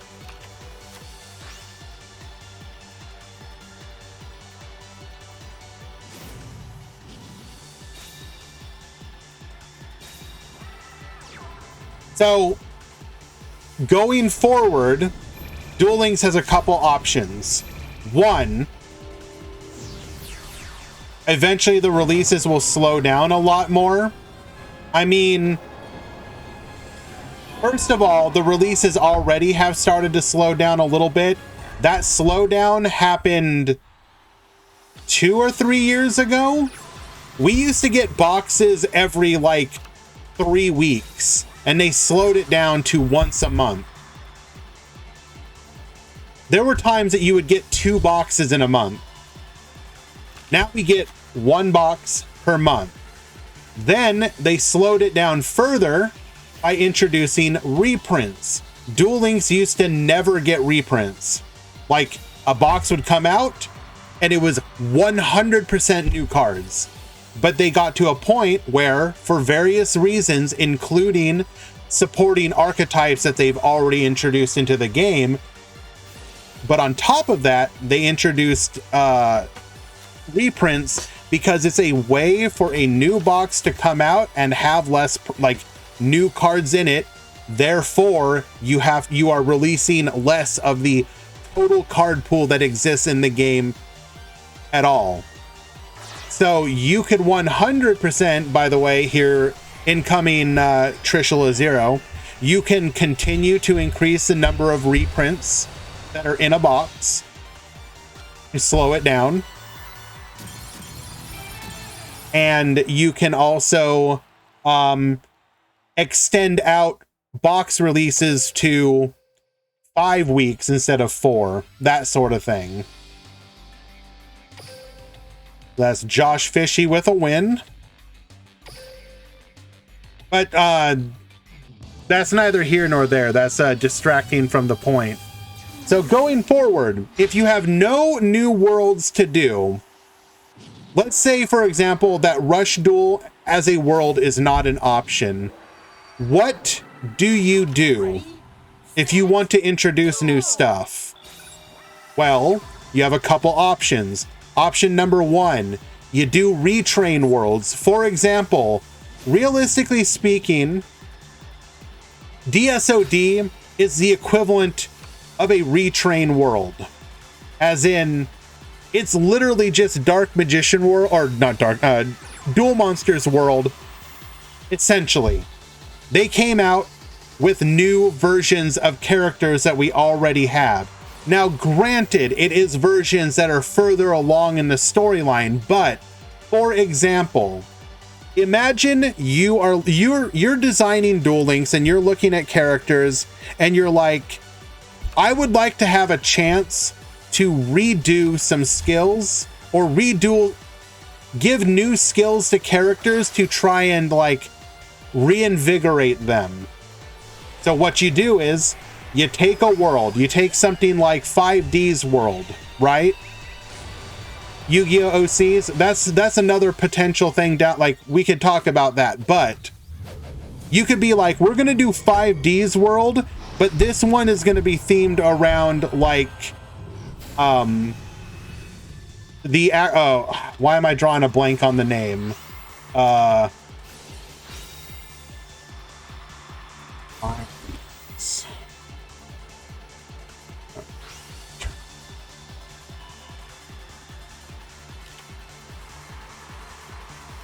Why am I drawing a blank? No, what was the actual name for the big turbo duel they did in 5Ds? Why am I drawing a blank on the name? Friendship Cup is Arc 5. What the hell is the 5Ds one?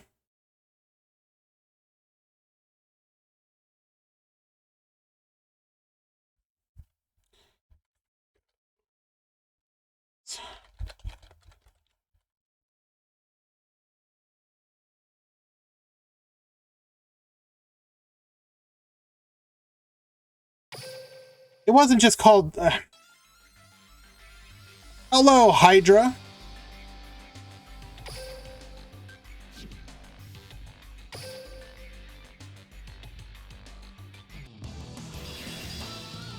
Well, anyways, since I can since I can actually remember the name for Arc 5, imagine, for example, World Racing Grand Prix. Thank you. You could do Fortune Cup. Yes. Yeah. So, but take Arc 5, for example. Let's say you were going to do another Arc 5 world, right? You could do a Friendship Cup world where you would do versions of the characters from that point in the show with different focuses. So, for example, yeah, Chromatus, exactly. You could do a Supreme King world where, like, you get one of the characters could be like Jesse with Ubel in control. Deathroy, that's what I literally just said. I said an alternate Arc 5 world. But basically the point is you can sit there and do alternate versions. Now, obviously they would start with something recognizable to generate interest. Like, you know, I don't know, you're going to do, if you want to get absolutely base, you could just be like, here's another Duel Monsters world, right? But it's going to be themed around, I don't know, Battle City or something like that.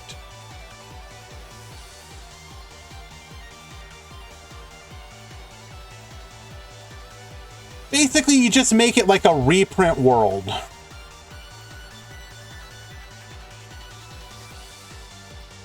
And the idea behind doing that is, you know, you have a bunch of characters that basically never see play anymore. And then you're like, well, what if we could make them start to see play again? Now, that said, one of the things mentioned just a little bit ago was actually a really good one, where someone said Yu-Gi-Oh! OCs. Unironically, guys, what if they were to have a Yu-Gi-Oh! Structure deck manga world? That would be awesome.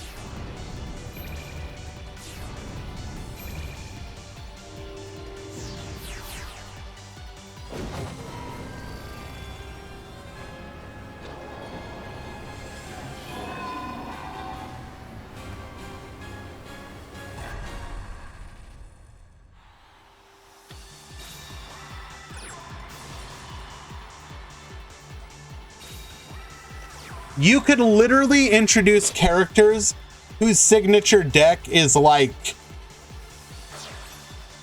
Well, obviously we would never like to get to that point.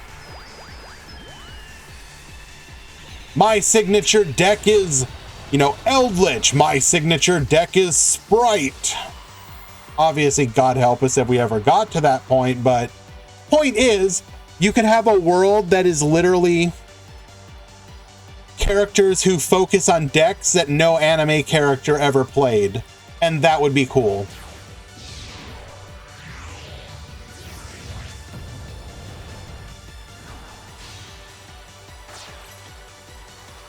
Oh my god. Soda Fizz do be leaking.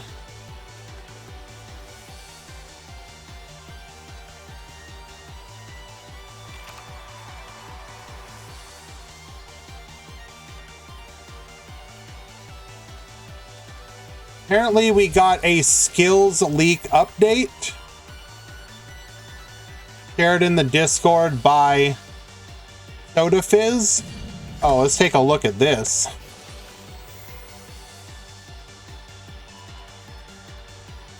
A leaked skill for Zone. Discard one card, then set one empty machine from outside your deck to your spell and trap zone.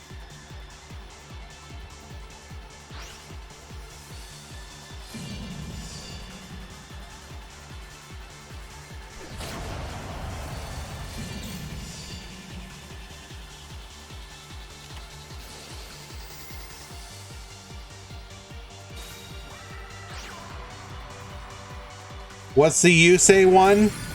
You can discard one junk monster, then add one tuner monster from your deck to your hand, and set one Synchro Chase from outside your deck face down in your spell and trap zone. Send all of your monsters to the graveyard, then randomly play 2 Signer Dragons from outside your extra deck and set them face down.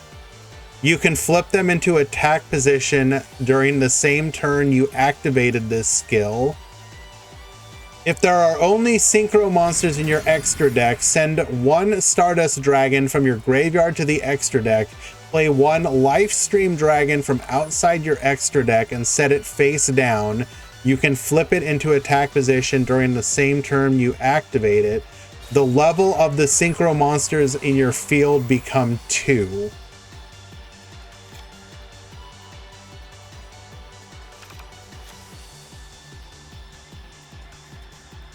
Jack Atlas, discard 1 Fiend-type monster from your hand, send 1 Fiend-type monster from your deck to the graveyard, and add 1 red monster from your deck to your hand. Interesting. Those sound like PvE skills? No, they don't.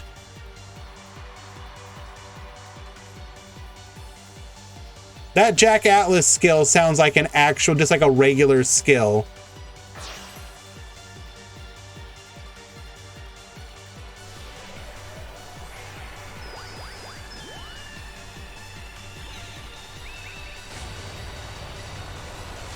And what's the Jaden one? Excuse me? So the Jaden one just adds like 1, 2, 3, 4, 5, 6, 7, 8, 9, 10, 11, 12, 13, 4. Adds 15 monsters to your extra deck.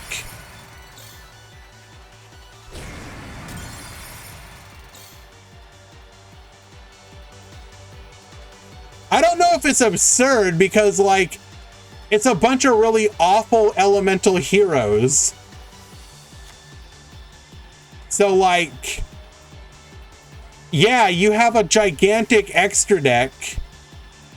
They sound way too powerful to not be PvE. What are you talking about?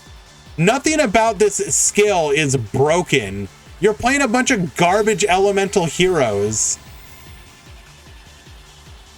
The gimmick to it is like, yeah, I can summon any one of these by playing a bunch of really awful monsters, and then the only good part of it,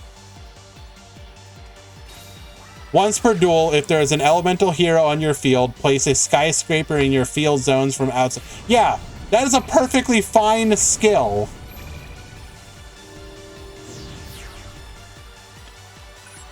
The extra deck is bigger than the main deck. True! No, those don't sound like PvE skills at all.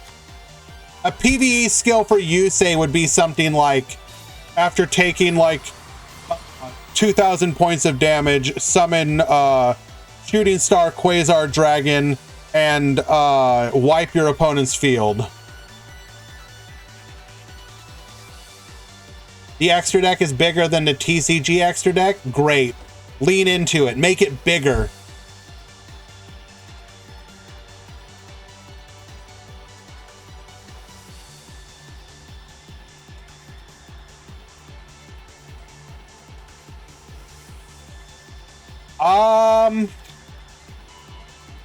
That Jack Atlas skill is actually pretty good. I'm kind of excited. Like, if they're hinting that we're going to get more Resonator support, like, bro, please. I want Resonators to be good again. Please. Just give us, I'm just asking for 1 or 2 Red Archfiend extra deck monsters. That's all I'm asking for. You know the one. You guys know the one I'm thinking. Yes, absolutely wanted. It needs to happen. Please. Let it happen.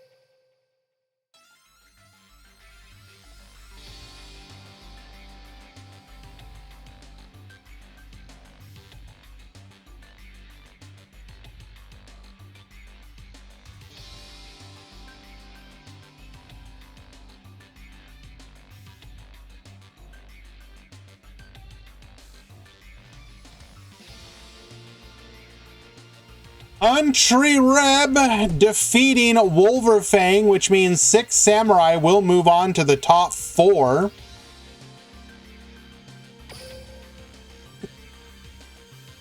And Josh Fishy losing in the game number 3. Rose Dragon will be moving on to the top 4.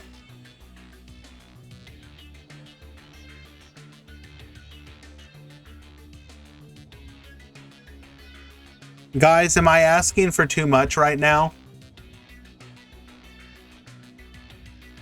I need to know, am I being unreasonable?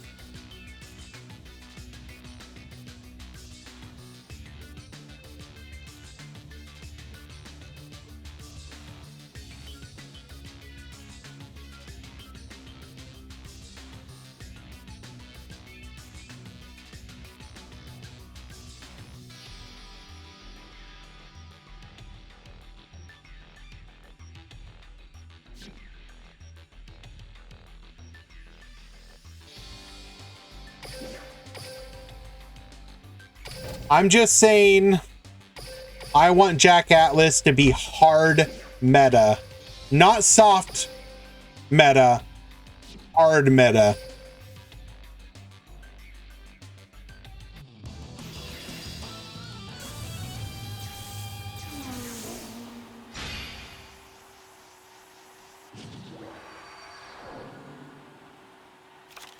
Ready, set, duel!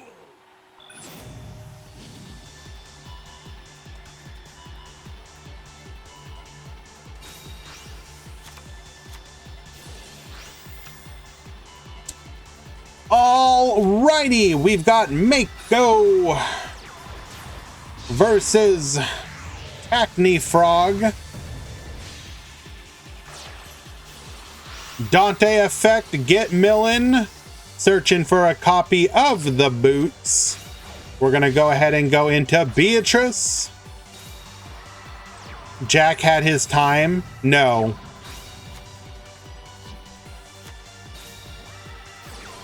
I disagree. Jack has not had his time.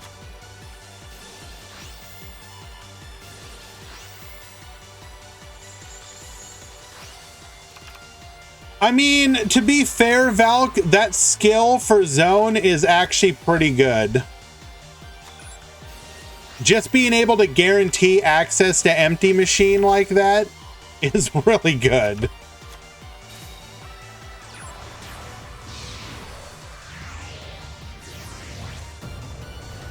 Can we have King Calamity 2, please? Yes. Absolutely.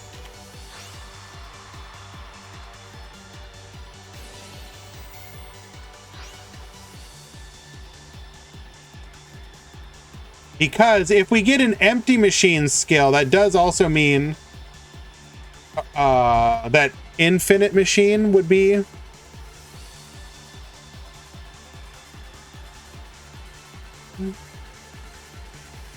in the game. What about your boy Duke?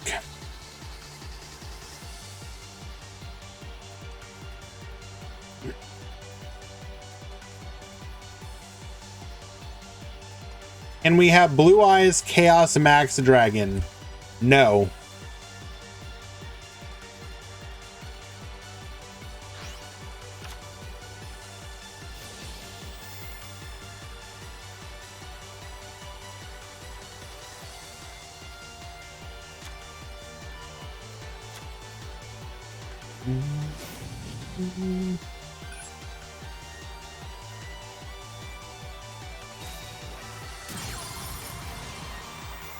Using our Duel Runner effect to bring forth Seer. Seer will immediately commit Sudoku, allowing himself to bring back Dante. Dante effect, or Dante will allow him to then rank up into Beatrice by discarding the Farfa. Farfa get banishing. We are now representing Lethal on the board.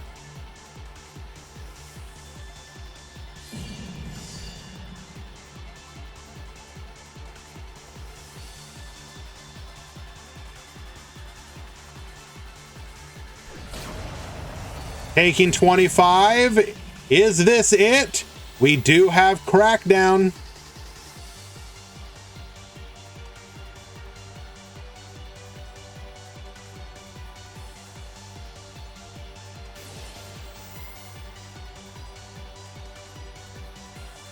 Two back row to deal with.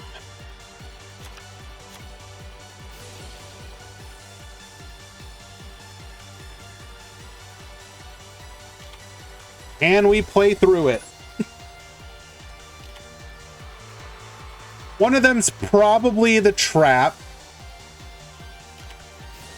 Take care, draft. Appreciate you.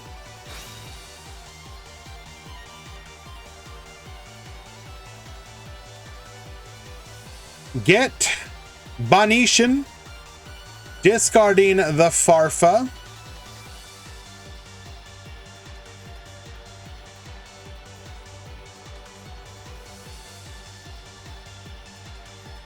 Future Fusion's already in the game. It's a Zane level up.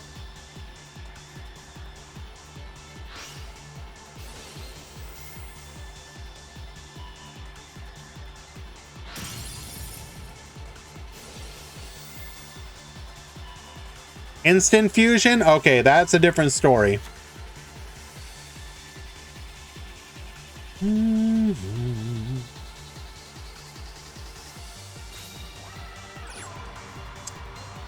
Mechlord, Deployer Obligato.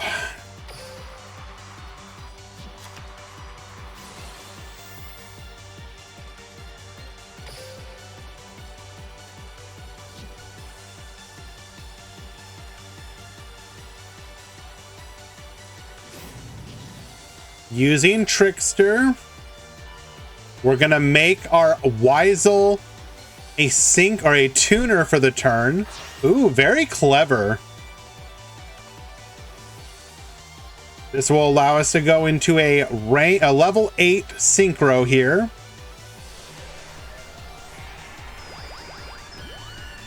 Yes, Weisel plus Weisel equals... Excuse me? Oh no!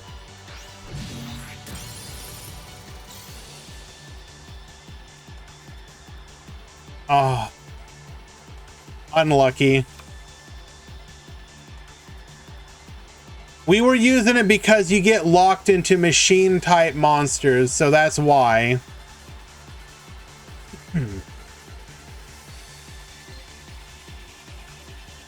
Unfortunately, looking like Mako's gonna fall here. Very clever use of the Duel Runner, though. I do like that. Good try, my friend. You did quite well, making it to the top 8 with Mechlords.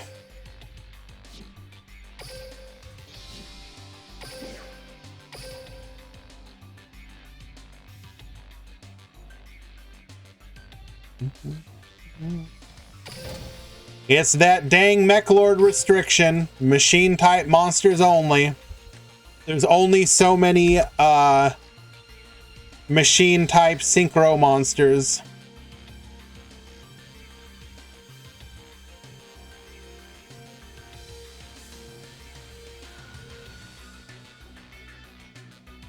You play Malefic? That's a good deck. Well, I mean, it's a fun deck. Let's be careful about calling anything too good. In Turbo Duels specifically, though, Malefic's not bad.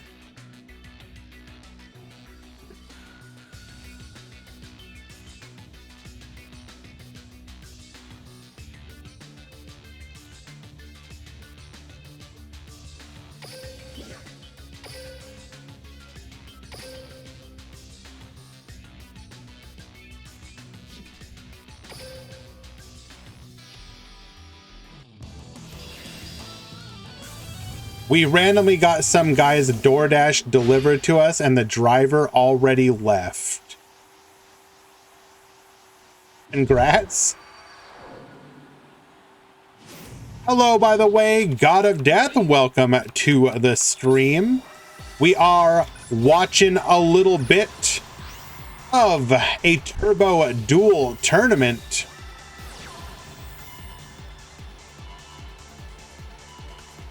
Finding off of the top, nothing that's going to let us actually make a play here.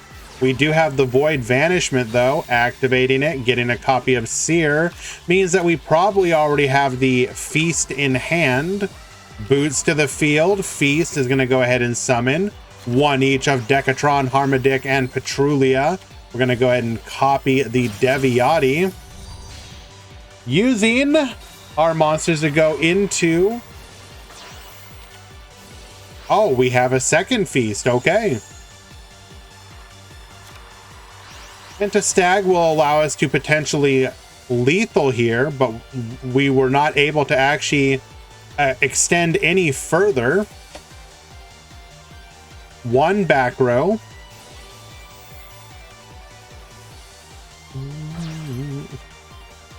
We do in fact take those.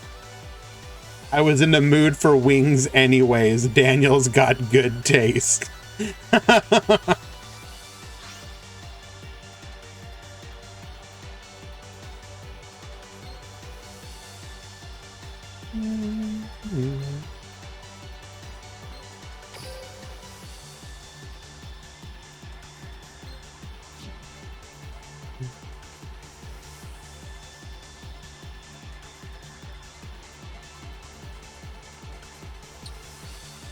Alrighty, we're gonna have to call off our attack as nothing. Oh, no, never mind.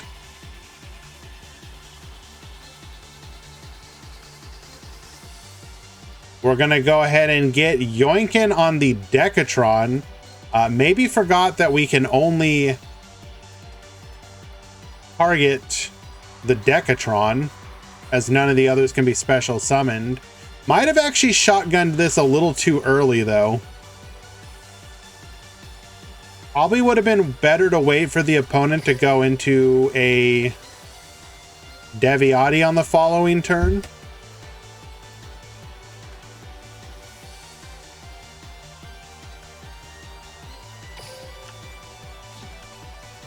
Does feel like that might have been a bit of a misplay.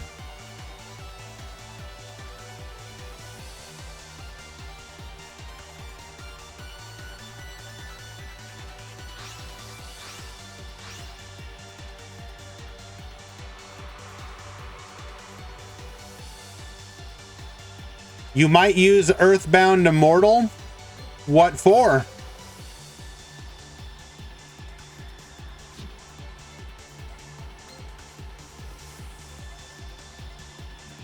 I guess Petrulia would have been able to target the back row anyway, so it kind of doesn't matter.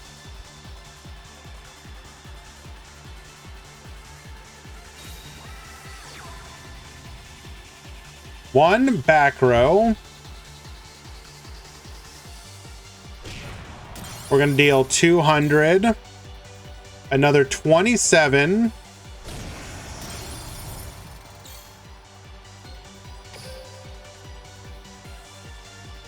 And we will have to pass back to our opponent. We will be able to draw 2 here, though.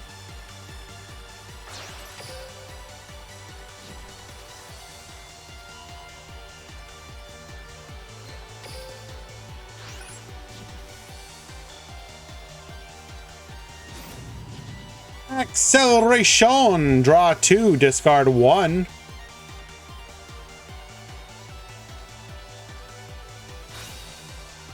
Sending a Book of Moon. We will then be able to activate Trees and Phantom.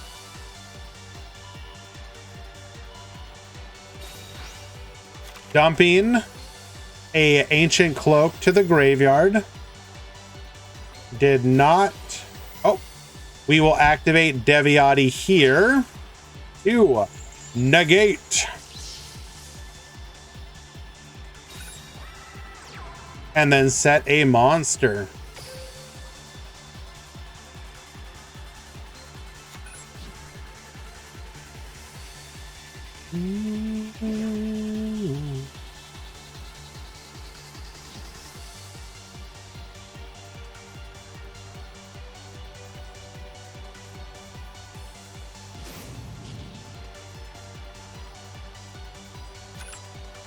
We will draw 2, discard 1, sending Duality to the graveyard.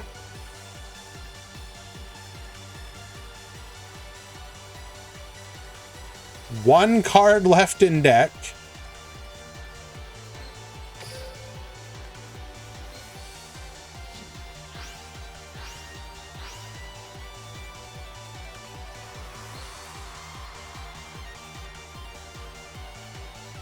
Are we actually going to lose to deck out here?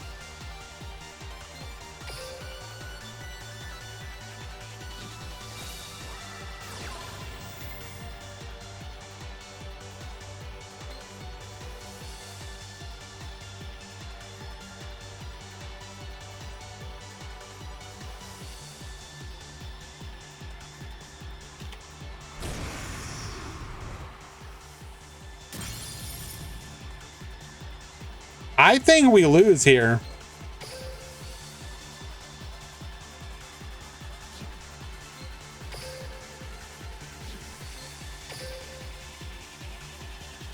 All 3 Decatrons. There's 2 Patrulia, 2 Harmadic, 1 Saitsamas. We're probably just straight up out of monsters.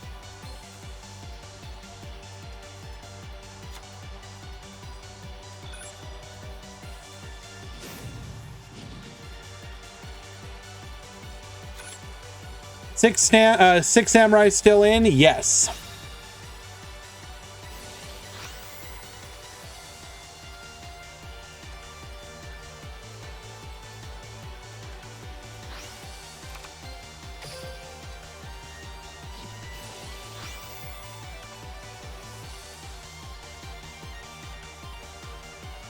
What card do you want for Jack Atlas if he were to get anything in the new box? Some kind of new boss monster is what he needs. So whatever would be appropriate for the power level of Duel Links, whether that's like Hot Red Dragon Archfiend Abyss or something like that. I want Jack Atlas to have a boss monster worth going into.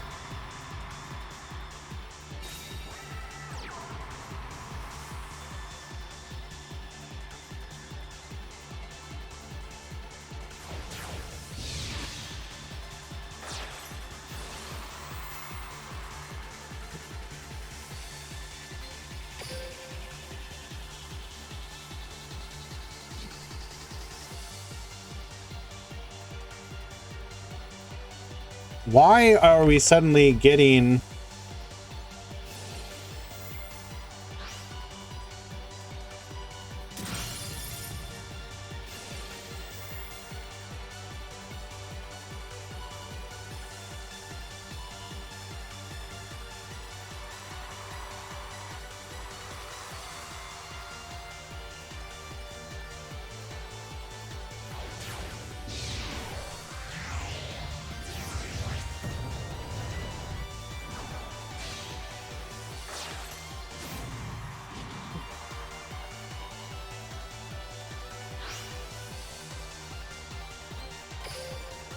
We have another Ban Evader, one of the bots. Like, I don't get this. You're going into like a Duel Links channel and I don't know how they find these. Like, what makes these bots decide this is the channel that we should advertise whatever BS that they're trying to get you to do? Whatever, man. Alrighty. I don't think we're coming back from this one, unfortunately.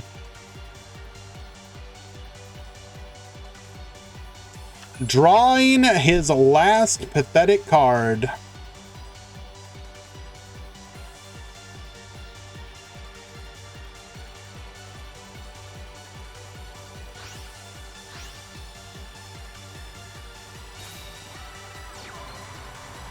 Saitsamas. That's not going to be enough.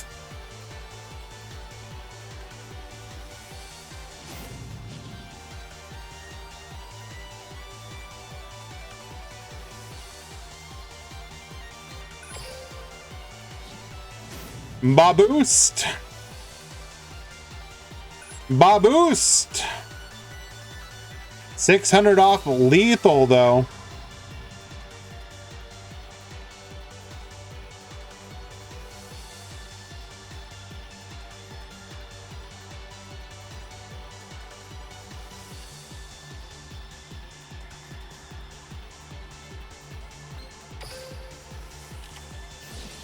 We do have the wings. This will allow us to boost ourselves up to meet the 3000. You will die. I will not. But I'll just banish you anyways. One last stab at the world before Shelmy can just pass and let our opponent lose.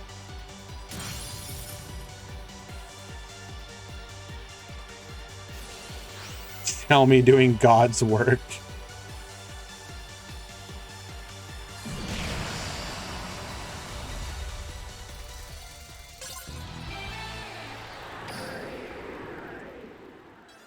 Alrighty.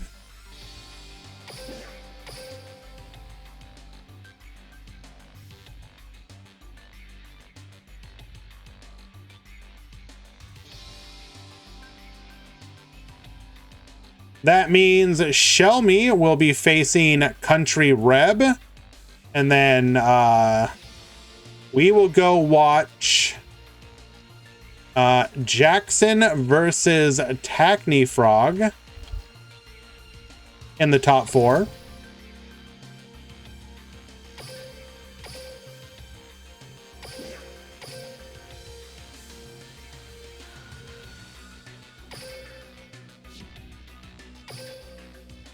Once Shelmy and Country Reb start playing, we will head over there and watch that duel.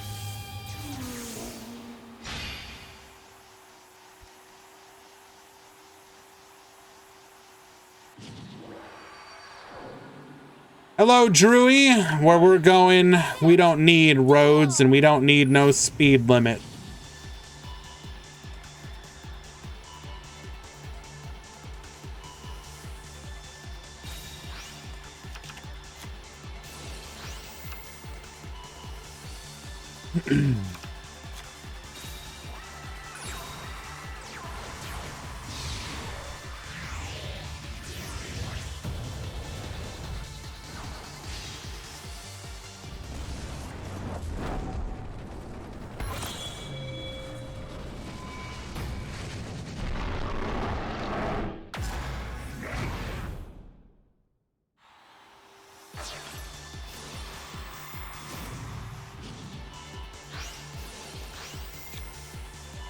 Alrighty.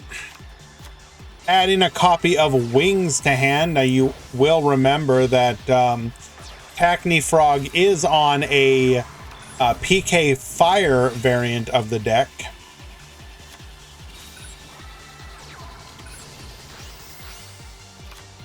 Looking like we are just forced to pass though, knowing that our opponent would be able to negate our effect. We will, however, be able to Needle Ceiling here, wiping the field. Rebellion Dragon will survive, Requiem Dragon will survive through the power of Wings. Rock's Rose effect activating, we will negate that. That's fine.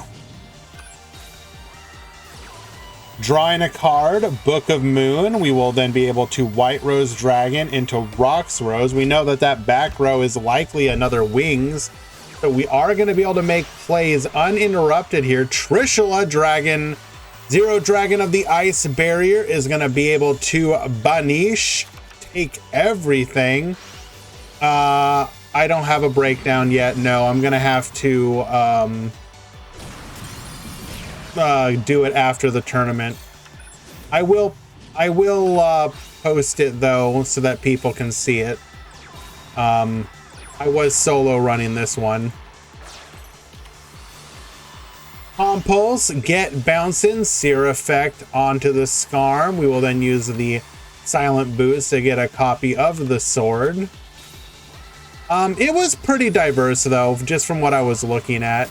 Rose Dragon, and we will have Lethal in game number 1 getting that scoop.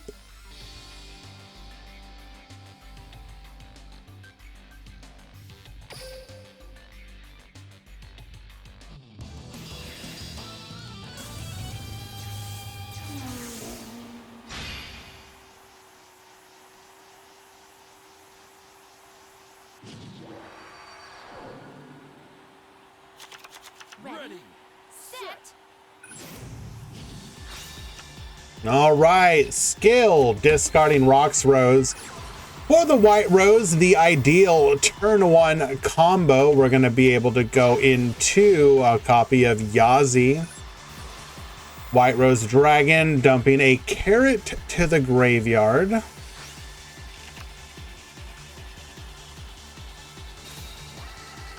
How many sets will we have here, though? That is the question. We have 2. We can likely figure one of those to be the Basil Rose shoot, but the other should be some form of interaction here. The Phantom Knights of Ancient Cloak to the field. The Phantom Knights of Silent Boots and the Phantom Knights of Stained Greaves. Do we have another board wipe needle sealing here? We did show it game number 1. I would absolutely trade 1 Yazi for a full PK board. Does not appear to be the case, however. We will go into a copy of Breaksword.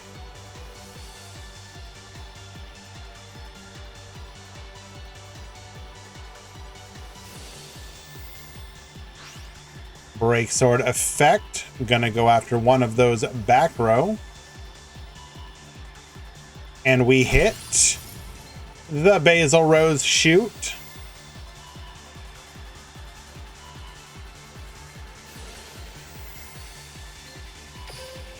Basil Rose gonna be able to bring back the Rocks Rose and get another search going.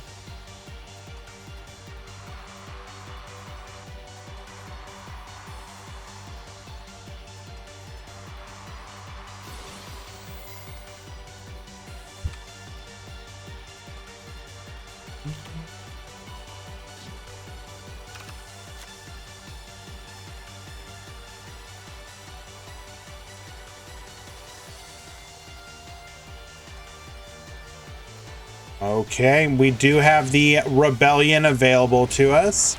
Rebellion can... yeah, Jabberwork, we saw the update leaks Reddit post. We were discussing that a little bit earlier.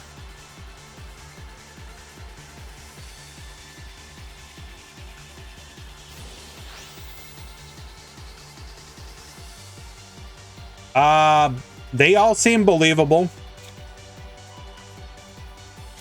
Yes, the Jack Atlas skill does seem very interesting. I mean, it's a pretty basic one, but it's like, I think it kind of depends on how many times you can use it. If it's once per duel, it might be a little too restrictive.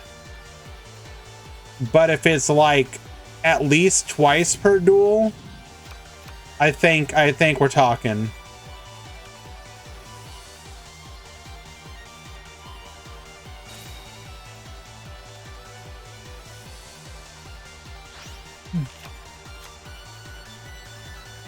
Using our skill here to dump Ragged Gloves.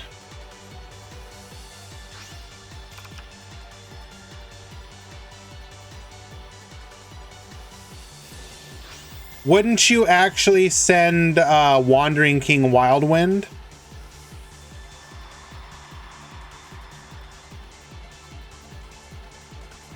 Oh, Red Sprinter summons from grave. Right.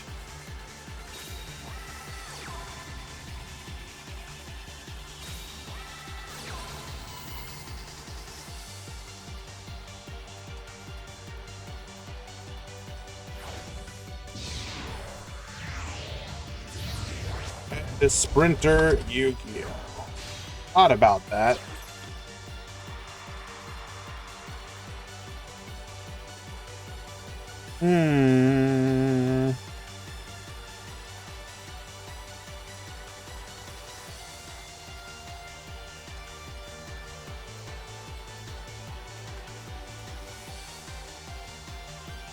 I'm pretty sure Red Warg is already in the game, isn't it?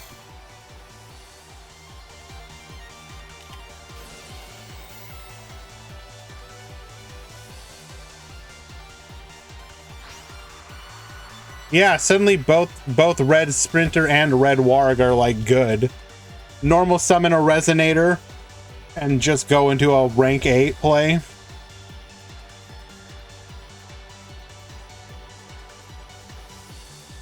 When are we expecting the next box? End of the month, probably. So like 1.5 weeks.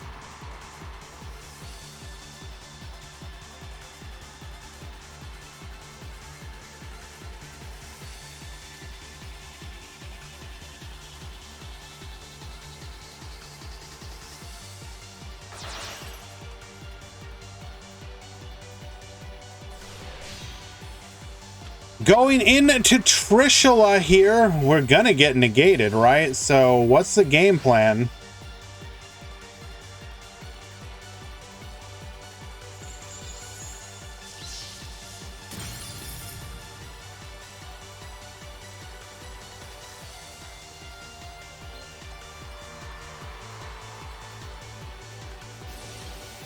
The game plan is to activate the graveyard effect of Trishula.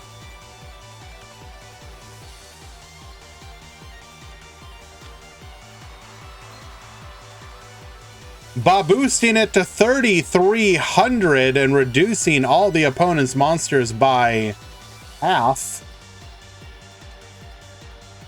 Okay.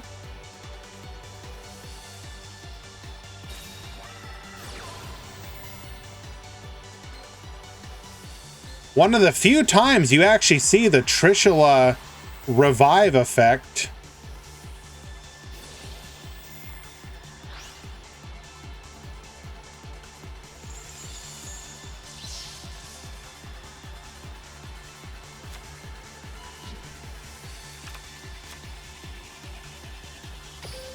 Requiem attempting to negate, but he is himself negated.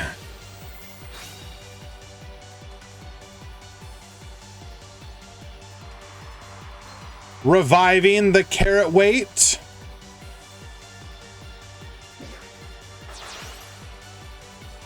Oh my god. Are we gonna do it?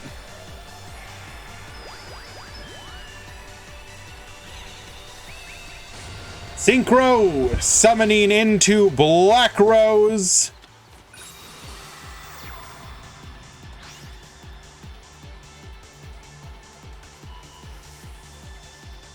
Forcing the Greaves into attack position, activating Spell Force power, plus 1,000 attack on all of the monsters, and attack for lethal damage.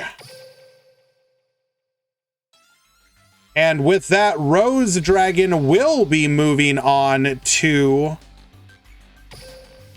the top, or the grand finals. Very well done.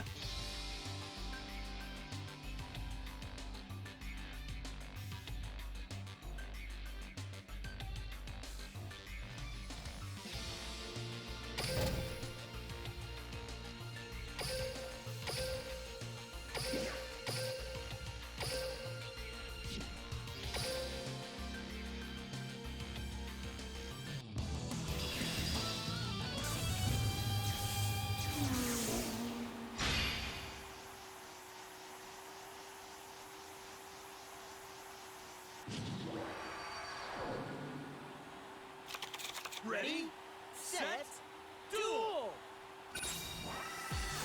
Alrighty. Unfortunately, Country Reb in game number 2 does not appear to have opened very well. IDP gonna get sniped by the MST, and our opponent's gonna be able to make their Phantom Knight plays with only one potential interruption here. Not looking like he's got any delay. Oh, there's the Book of Moon. We will set 2 and pass. We're going to be able to go into Abyss Dweller. The ties that bind. Crackdown, however, will allow the Abyss Dweller to get stolen. Break Sword. Attempting to pop the back row. It is an IDP. Get Bonetian.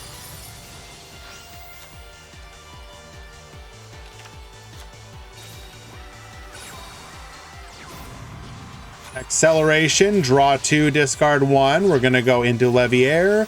Leviair, go ahead and bring back the Cloak.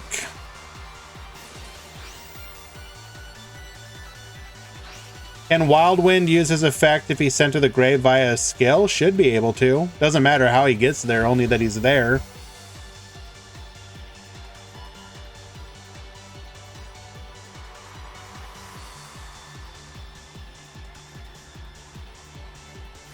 I mean, it's 100% going to be a 5Ds themed box.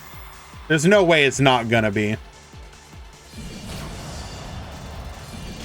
And unfortunately, despite making it all the way to the top 4, Country Reb is going to fall to the 3rd Phantom Knight in a row. He was not the Phantom Knight Slayer we were hoping for. So close. Well done, though, my friend. You had a heck of a run.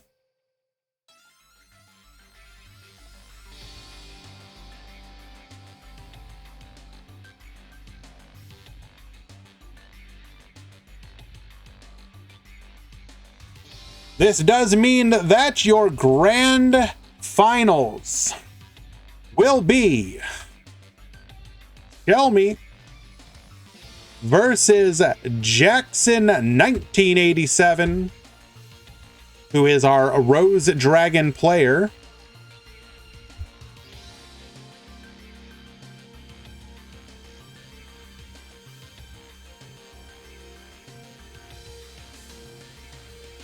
Yeah, which one is the best one, Valk? Let us know.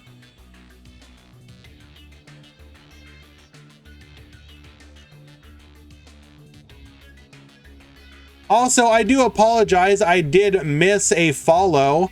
Alfajor de Miel. Thank you so much for the follow if you are still here. If not, I hope that you hear this in the future. Appreciate you.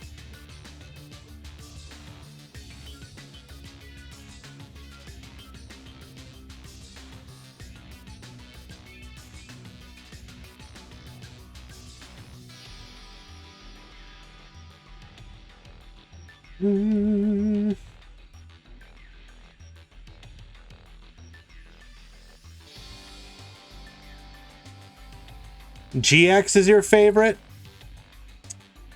I respect it.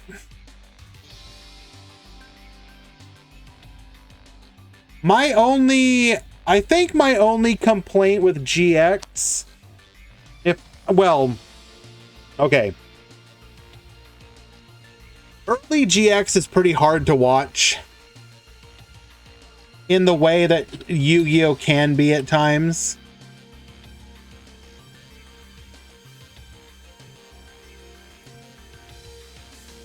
Like, I almost want to be like, yo, if you want to like do a GX rewatch, like skip like the first 3/4 of season 1.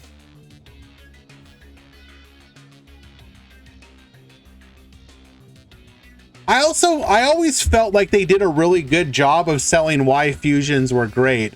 You'd watch Jaden dump like 3 to 4 cards to make the worst boss monster you've ever seen in your life, and then like the only way for him to recover would be to do some really BS stuff like Mirage of Nightmare plus to draw 4. He's like, man, Thank God this Mirage that I then discarded to the graveyard netted me 4 cards, which included like a Pot of Greed.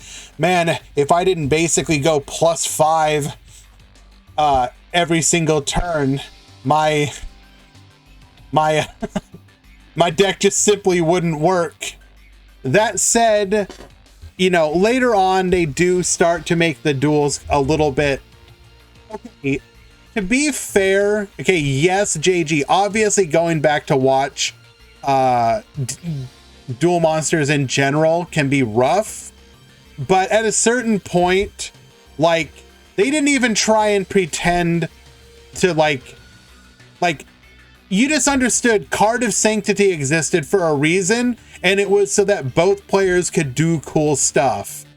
With the Mirage of Nightmare emergency provisions, they tried to make it seem like, oh, this is some really clever combo, and it's like, no, it's the only way that he doesn't get blown out because his one fusion monster got outed.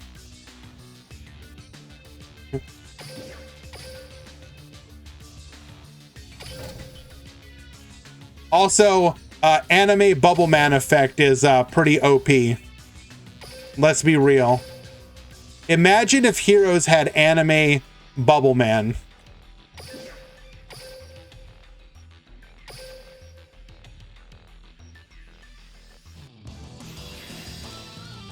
Alrighty, your grand finals. Ready, set, go. We are going to start off White Rose into Rox Rose, searching for Basil Rose.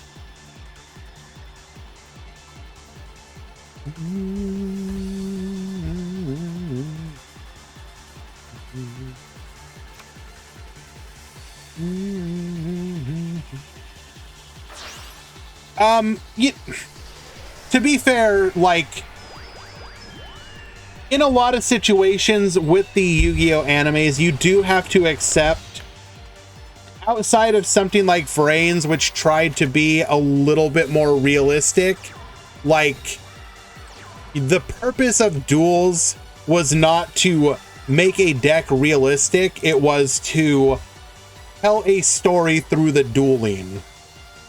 They obviously started to change that both in each series at a certain point, but also across the series, they started to get a bit more actually showing off game mechanics.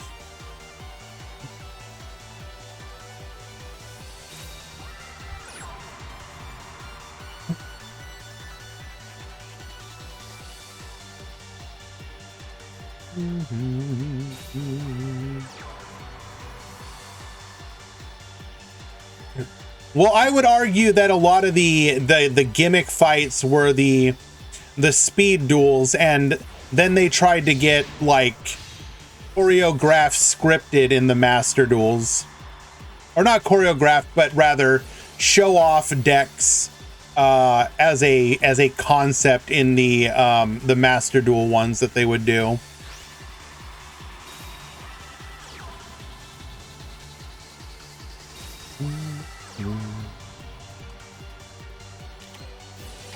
Alrighty, we're gonna go ahead and end here.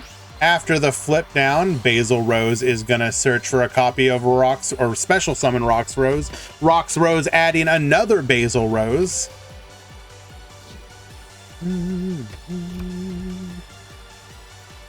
Two back row to deal with. We know that Shelmy has been showing both Crackdown and IDP.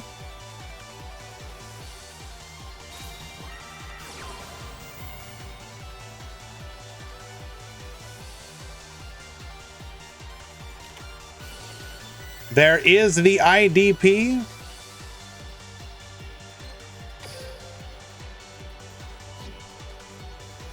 Going after the White Rose, a dragon. Going to be able to take out both that and the Rox Rose. Unlucky.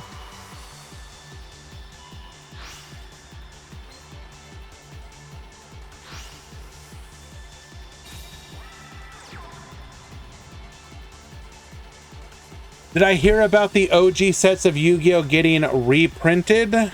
No, I did not. Am I gonna buy any of them? I would not.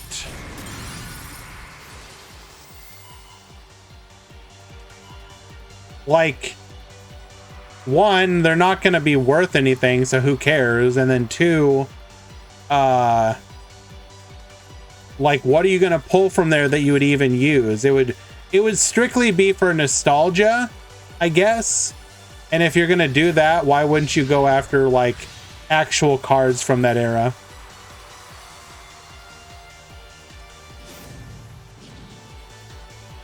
I mean, I guess it's great for people who specifically want to play GOAT format in real life. Okay, to be fair, there is that.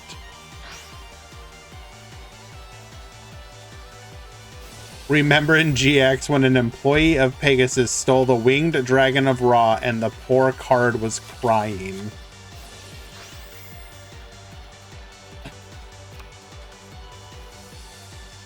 Look, GX was a silly anime. What do you want? But yeah, so I guess specifically for people who are interested in playing GOAT format in real life, that is actually a fantastic thing for them to do. Because a lot of those cards were getting difficult to get. So if Konami is specifically going to be releasing content or releasing stuff to support Time Wizard-esque formats, then I think that is a good thing.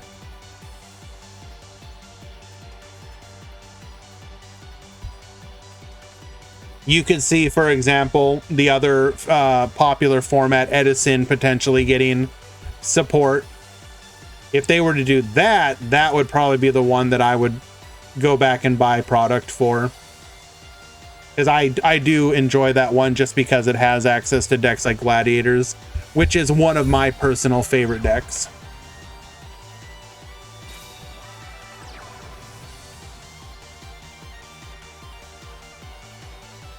Setting 2 here, we're going to pass back to Shelmy. Shelmy will now be able to draw 2, discard 1 if he wants. He does have access to 3 back row as well, in a bit of a commanding position here. There is the Needle Ceiling. We will protect the Rebellion with Wings.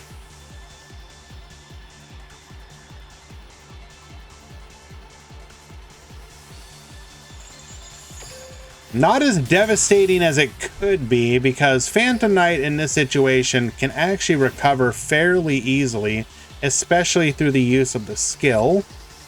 Drawing 2, discarding 1, sending the boots to the graveyard. 1 back row remains for Jackson.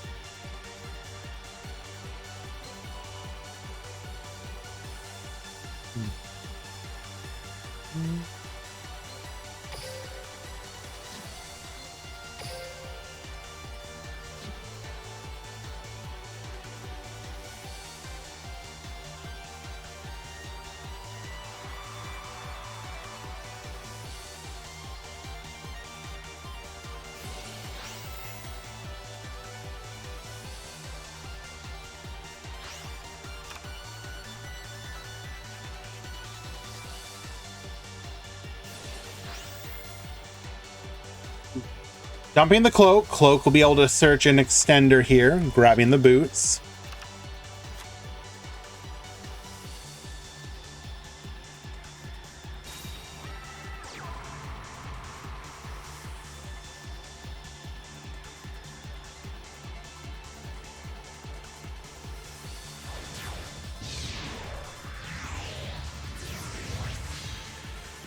Come forth, Break Sword. Likely gonna attempt to force out the back row, but nope.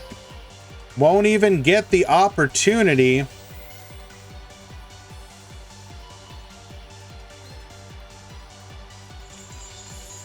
Never played Edison. What decks were top tier? There's actually a website you can go to. that will let you know. But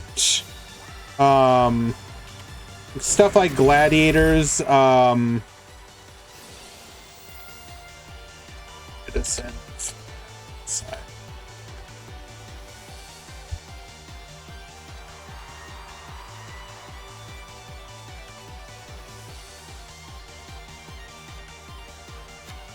So there is the website.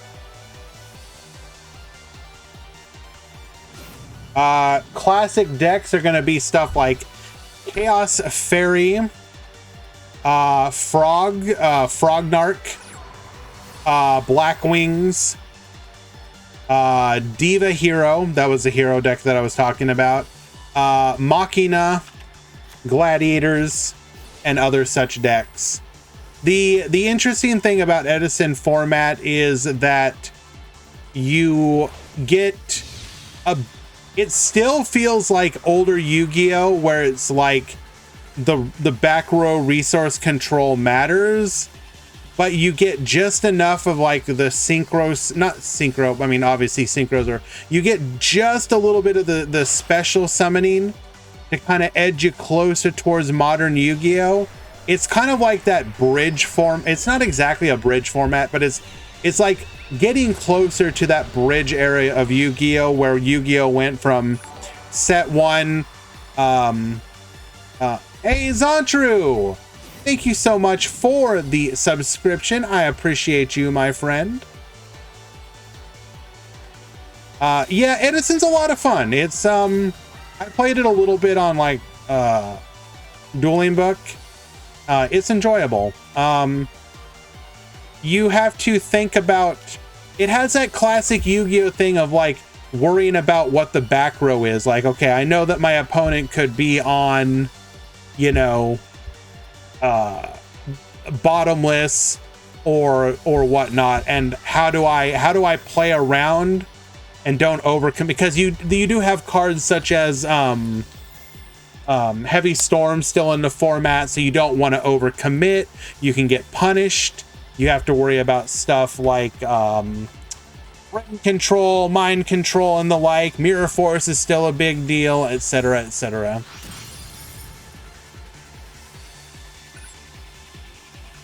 It felt like Pink Duel Links to a degree. If it does, I mean, I don't know if it feels exactly like that. I would say, I guess there are some similarities, sure, but it is very much more a resource management oriented version of Yu-Gi-Oh, where it's very difficult for you to just get blown out, but you can also potentially see the writing on the wall, so to speak, if your opponent starts to get too ahead in card advantage. So it allows for the potential of big comeback plays or outplays, but it doesn't punish you if, like, you know, your opponent gets one free turn. They can't just like assemble lethal very easily.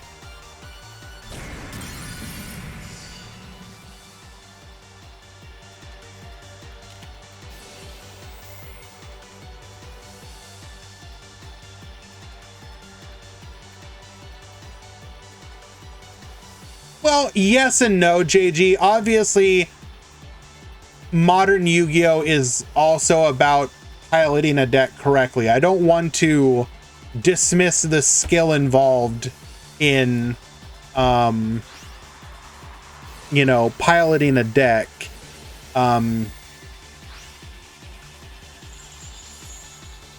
But you do have to put some thought to your plays, yes. I don't know. It's hard to describe. It just feels like older Yu-Gi-Oh! In a good way. But without being specific, there are people that will go back and play something like GOAT and they're just like, oh my god, this is so slow, this is so boring. And for people who do want to try out an alternate format, then Edison tends to be a good...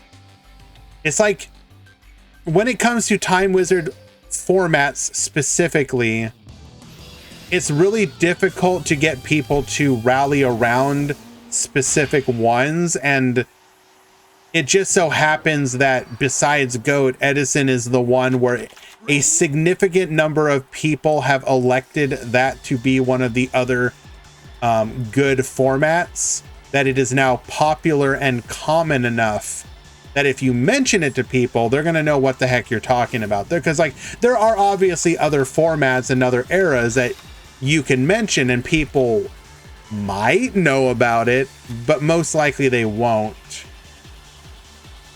What was the next one after Edison? What do you mean? Why is it called Edison? Because it specifically is referencing the cards that were available at the Edison event. The decks that did well during that one.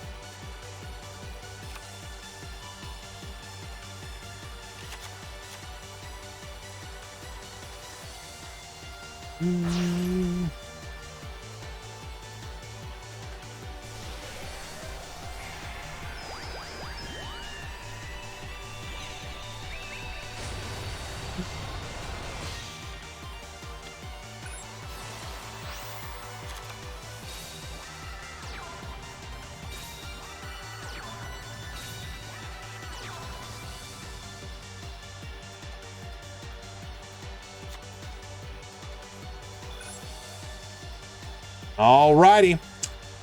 We do Ripple back row once again. Shelmy will be going second. I don't know what they specifically would call the format after Edison, but that was when you started seeing stuff like Six Samurai. Oh, what else?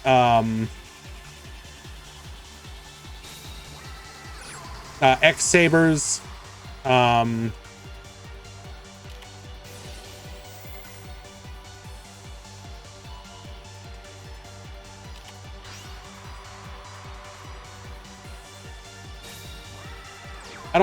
don't know if I don't know what the specific name is.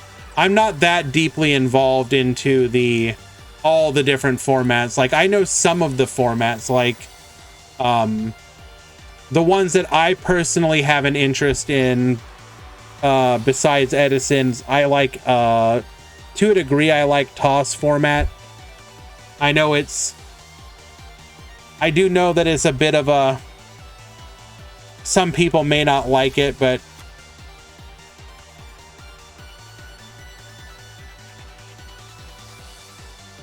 yes, indeed, Ronnie. We hosted a Turbo Duel tournament today. And while you do have the usual suspects here in the form of Rose Dragon and Phantom Knights, we did see a lot of actually really cool decks along the way. Some examples today that we saw were, we saw Malefic using the Malefic Duel Runner. We saw Mech Lords. What else did we watch that was pretty cool? I'm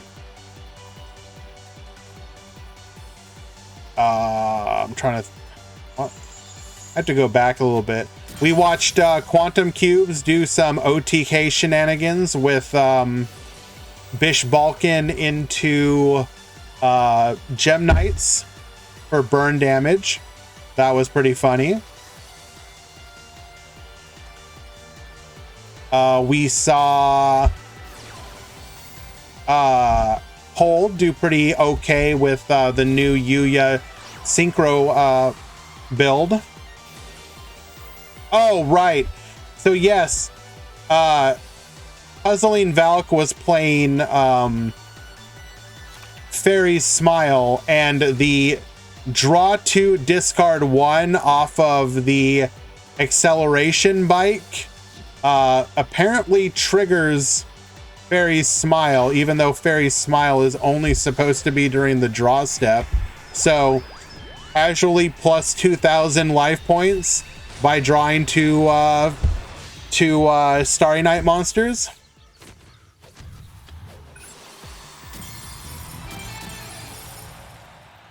All right, we will get the scoop from Shelmy. Rose Dragon's bringing it back. and putting us into a game 3. Don't tell Konami. Hey, if you want to, if it means that you might have, excuse me, you might have Starry Night be good in this format as well, then I'm absolutely all for it.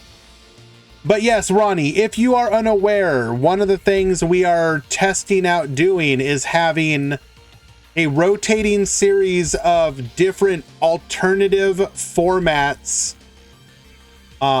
in our Sunday events. So last week we did Legacy Duels, which is your GOAT format. This week we did Turbo Duels. I need to figure out, we're probably going to do an anti-meta as one of them, as like a third one. And then I would just need to either come up with a fourth option or just have a skip week.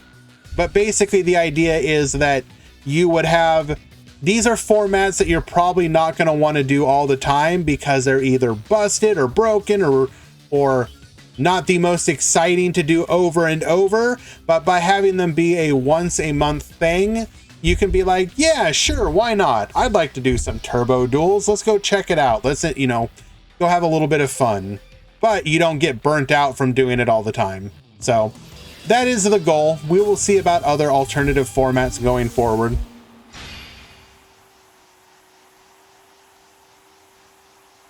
$30 main deck Highlander, no skill, no side deck. That sounds awful and amazing at the same time. All right, triple set from Shelmy. At the top, we're going to go ahead and activate White Rose into Rocks Rose. Are we just going to be able to wipe the field here? Book of Moon will stop that from happening. We will go in for 1200. Double Mystical Space Typhoon. Taking out double Basil Rose Shoot. Okay, well, no ban list. That is possible. Most likely, though, I'm probably going to do 3 and have a skip week. I don't think I want to do 4 events. I already do a lot of tournaments, so the 4th one might just be like ladder stream or something. No monster format. That sounds awful. Well, this is about the weakest you could hope for Shelmy to be. This is your chance. Jackson, can you do it? Book of Moon. Gonna go ahead and book that Rocks Rose once again. Activating our skill for a draw 1 here, most likely. We do have to see if perhaps we can find a route to lethal. Shelmy will be able to draw 2, discard 1 in the next turn. Hello, ICU. Good to see you again.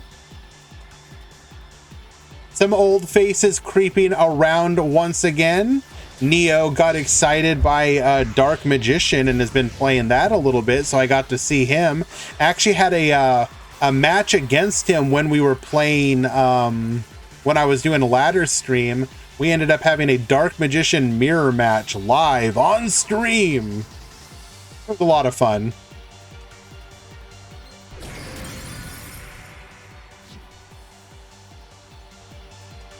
Yeah, the new Dark Magician structure deck is Dark Magician Dookie Cheeks? No, it's actually surprisingly decent.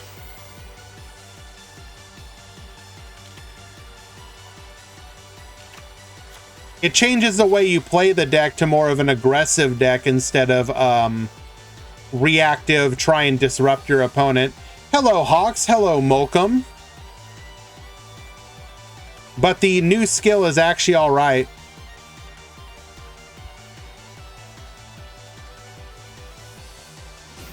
Interesting that all of my friends seem to be in plat. I played against literally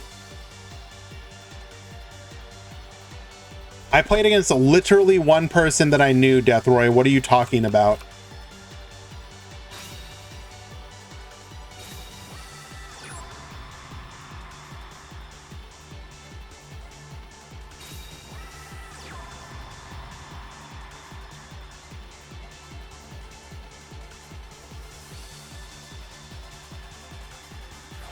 Yes, Hawks, we hosted a Turbo Duel tournament today.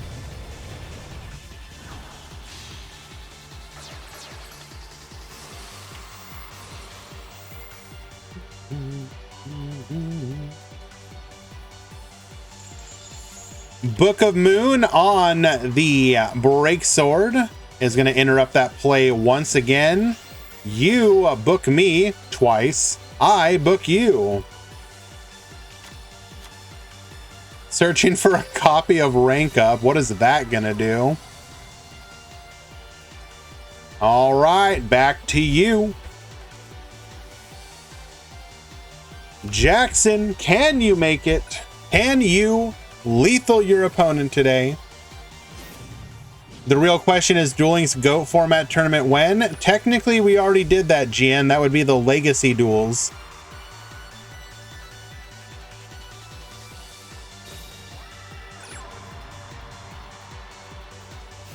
It was actually pretty fun. The grand final of that one was Harpies versus Clown Control.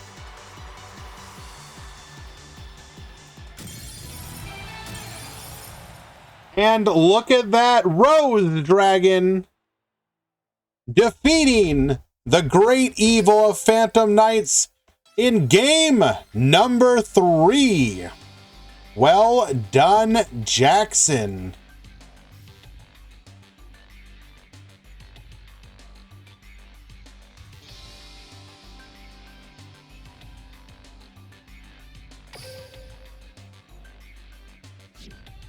With that, Jackson on Rose Dragons will be the first champion of the Duel Links Grand Prix Turbo Duels. Not too shabby. I was surprised at just how many different decks we did see today. It could have been a lot worse. The breakdown, unfortunately, I did not have anyone to assist me today. So the breakdown will come a little bit later. I will have an article go up about the Turbo Duel tournament, and you will be able to find the breakdown there. I do apologize for not being able to have that for you guys today. Just how it was, unfortunately. In addition to that, a couple quick things. If you are not already in the Discord, guys, do consider joining. That's how you can join events such as these going forward. ! Discord. We host 2 to 3 events per week. Sundays is where we do our alternative format, such as the Turbo Duel today. In addition, the sign-up links for next week's tournaments will be going up tomorrow. Yes, tomorrow. That will be for the regular Swiss and single elimination events. If you go to the Discord and go to the Rolls channel, you can get the Duel Links event roll, which will give you notifications when we put up new events for you to sign up for. All of them are free entry with prize pool. In addition to that, I also stream and host the Duel Links Meta Weekly that is hosted by DK through the Duel Links Meta Discord. You can join that one by being a subbed member to twitch.tv/DK and joining the DLM Discord. That will be tomorrow at 2 p.m. Eastern. Meta Weekly free entry, $50 prize pool. So basically same time as what we did here today.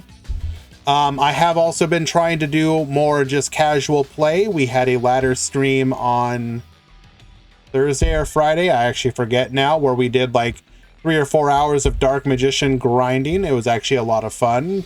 Probably going to try and continue to do that going forward.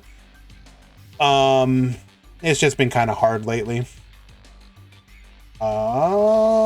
And yeah, I think that gets all the nitty-gritty details out of the way. We're gonna go ahead and raid Quantum, as he is just starting a tournament. So if you guys were looking for more tournament action, do stick around and raid my boy Quantum Cubes. I do appreciate everyone who stuck around, though. Thank you so much, guys. And I will see you tomorrow.